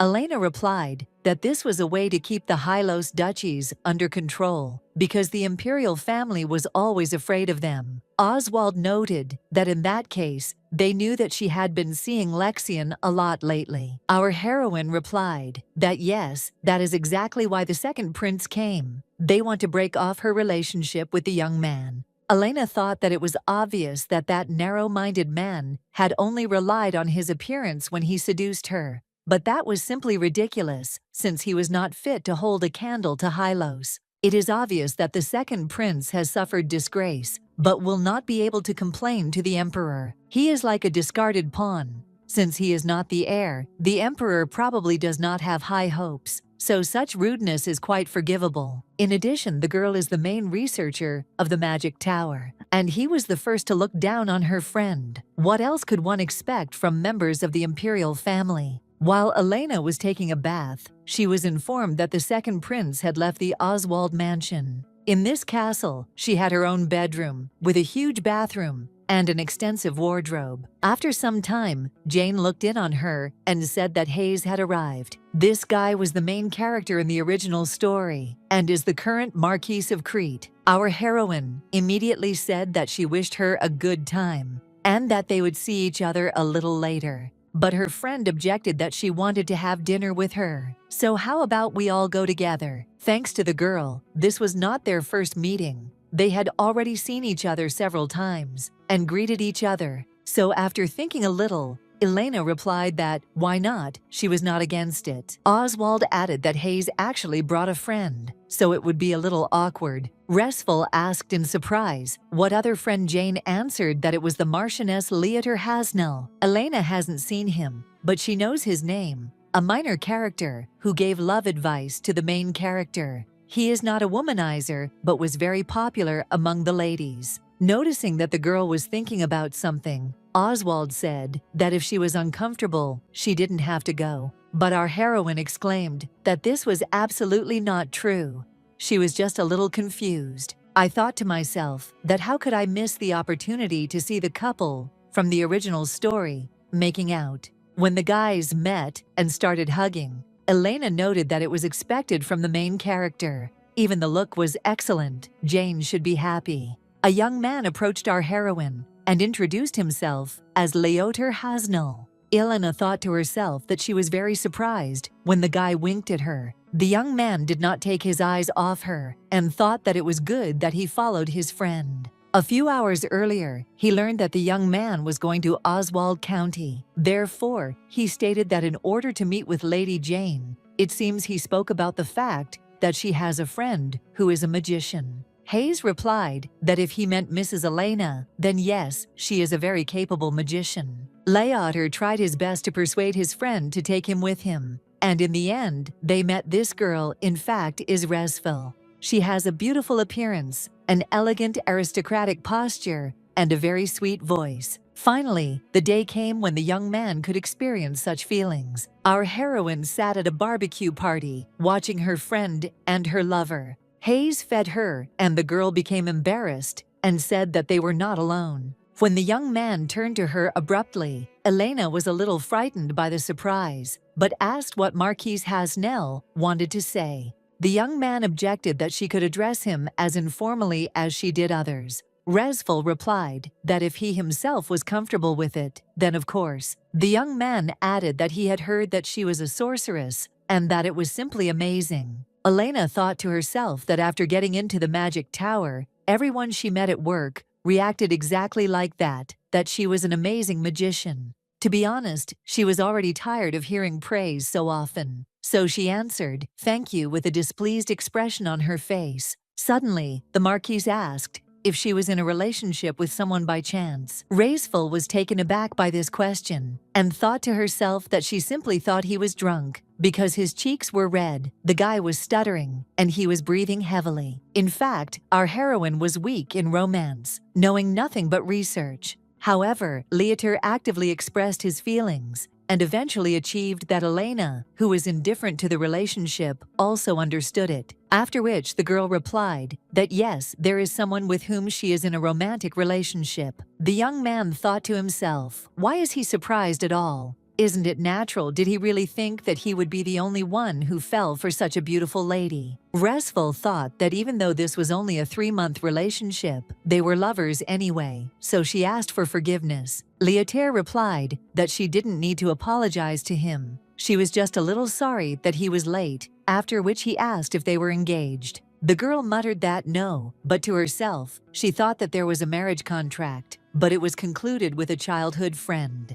Besides, their relationship could end in 3 months, and they would end up being temporary lovers, so she answered honestly. The young man immediately blossomed and replied that he was glad to hear it, which meant he still had a chance. Elena had some kind of disgusting feeling inside, but it seemed like she wasn't cheating, so she thought that she didn't have to worry about it. After some time, Lexian appeared at the estate, and Jane noted that they had not seen each other for a long time. Upon seeing him, our heroine was very surprised and wondered what the Duke was doing here. A friend asked him how he had come to see her and whether he had really come to see Resfel. The young man replied that yes, he had heard that the girl was in Oswald County, so he had come to visit the two of them. When our heroine collected her thoughts and approached them, the young man said that he was very glad to see Elena. Jane noted to herself that he called her by name. They like each other, but still are only in a temporary relationship. How sad. But if we talk about Mr. Lexian, then temporary relations may well develop into ordinary ones. So she smiled slyly and said that since they were all gathered together,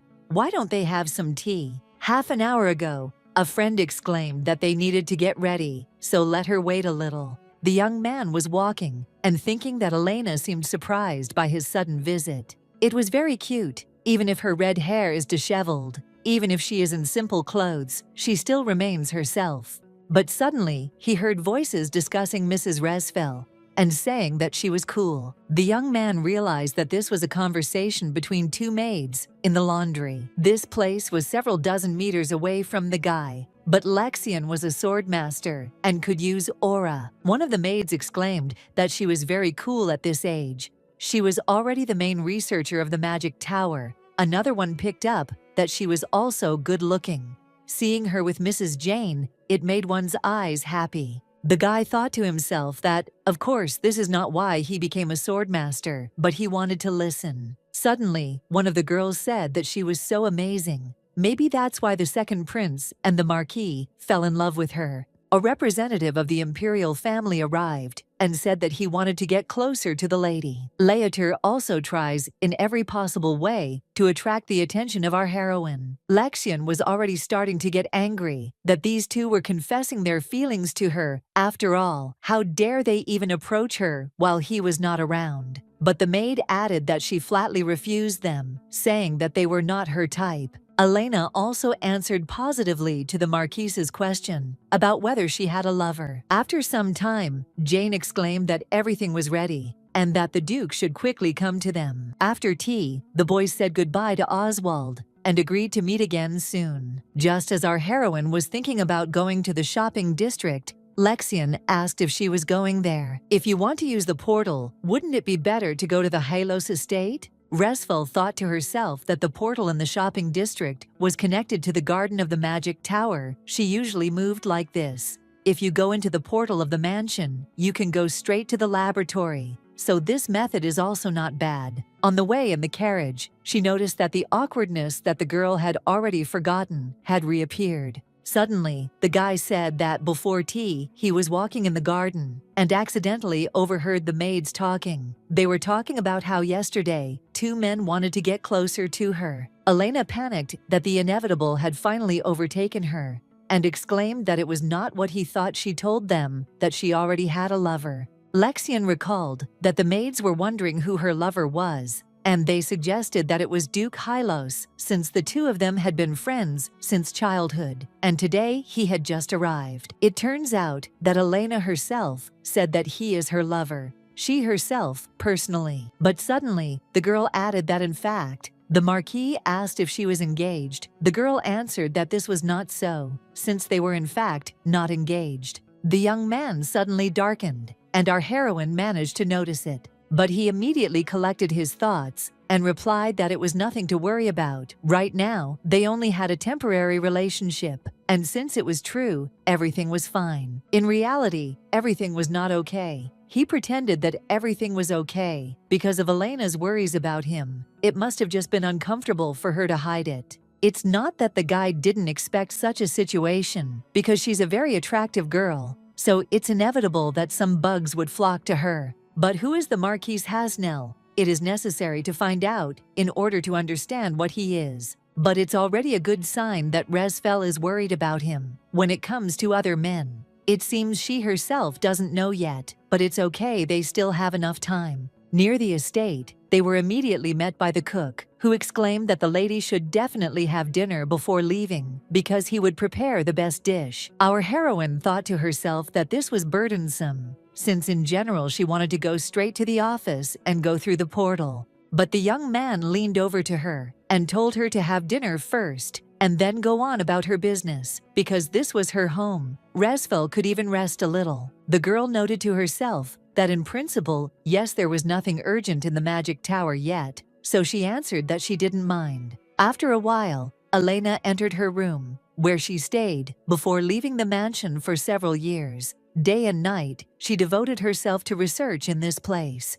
Everything was so clean, and all the research objects were in the same condition. The guy replied that he had instructed the maids to look after the place. There had been some minor repairs, but it didn't make much of a difference. For our heroine, this was simply amazing. So memories came flooding back. How little Lexion often came to her and told her that he had asked her not to call him Lord. The Duke looked at her and was so happy that she was here again, in the place where they had grown up together. Elena thought that since she had come after a long time, she might as well stay the night, so she asked if she could sleep here. When the young man suddenly blushed, our heroine at first did not understand what was wrong with him. Had she really said something wrong? After which, she exclaimed that she was just staying overnight. Let him forgive her, since she expressed herself strangely. Lexion objected that it was not worth it. It was his mistake. He had misunderstood everything. After which, he said that she could stay in the mansion as long as she wanted,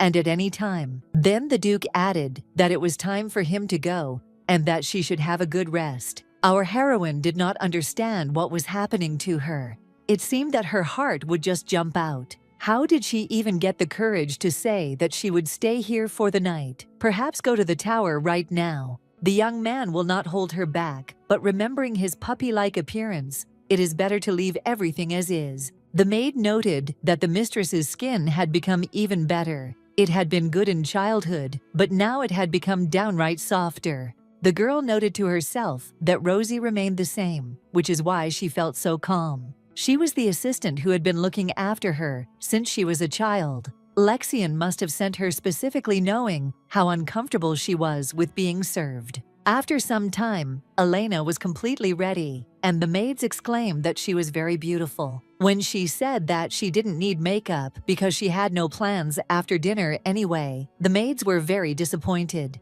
However, Resfel doesn't even apply makeup properly in the Magic Tower. Most assistants of noble families are used to applying makeup generously, but she doesn't like it. After some time at the table, our heroine thought about what luxury could it really be, because this meal was with the head of the house. The young man approached her with one of the dishes and told her to eat more because it was all prepared for her. Elena realized that she was eating soup and didn't even notice what Lexion was doing, and he brought food from the other end of the table. What is surprising is how unusual it is to see a young man in the place of the head of the house. As a child, he always tried to sit next to her. Then the guy was, of course, much smaller than now, even a little bit missing those times. When the girl put on her pajamas before going to bed, she asked what kind of outfit it was, whether it was too vulgar. The maids smiled and looked at her in a strange way, and she found this very suspicious.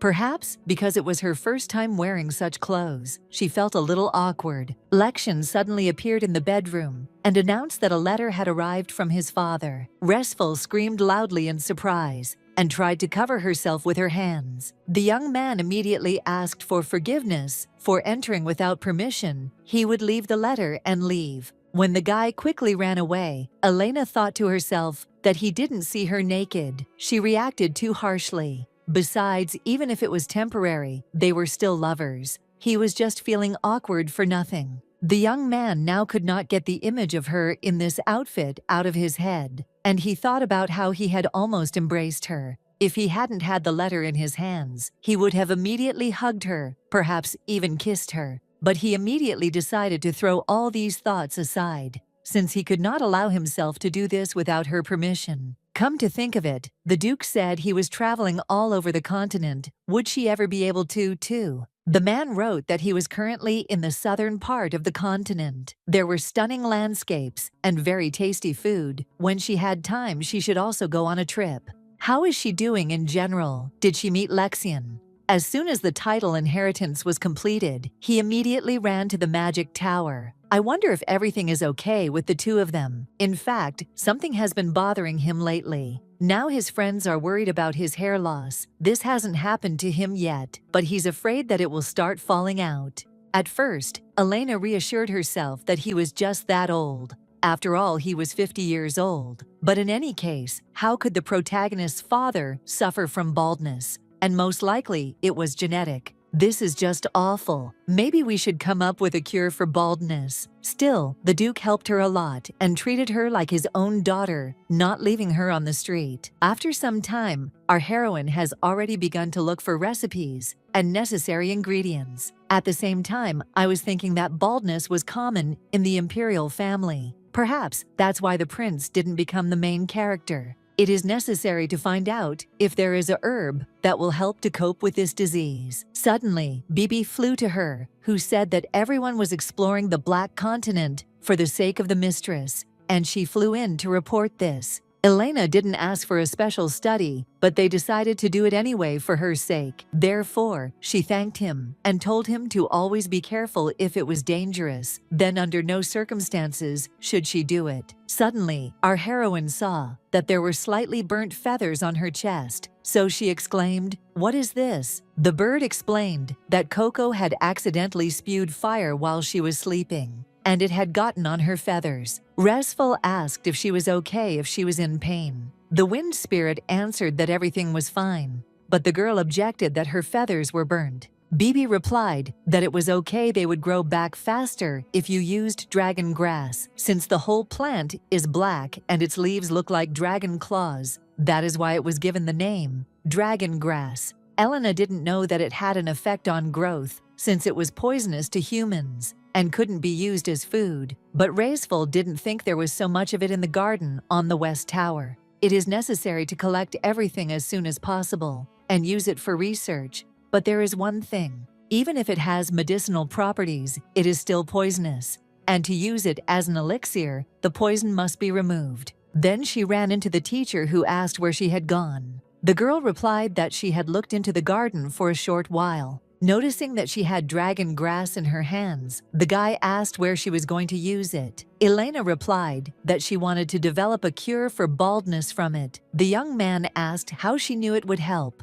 Our heroine muttered that she had read in an old book the writing was badly damaged, so it was difficult to fully understand everything. Jeremiah replied that he understood everything and that he would eagerly await the medicine she would create. Resfel thanked him and said that there was one problem: it was necessary to get rid of the poison in the dragon grass. If there was research on this, then it would be possible to significantly reduce the time. It dawned on the young man that Jacob had recently studied this plant, and the materials were probably in his office. While the guy was looking for what she needed, our heroine asked why the research materials of the head of the Eastern Tower were in his office. The young man replied that she should know that Jacob was a practicing magician. In fact, he used to be very keen on research, but the reason he gave it up was because of the dragon grass. Our heroine thought to herself, what kind of plant is this that even a powerful wizard couldn't control? Then the teacher handed her the research and said that these were materials from about 20 years ago.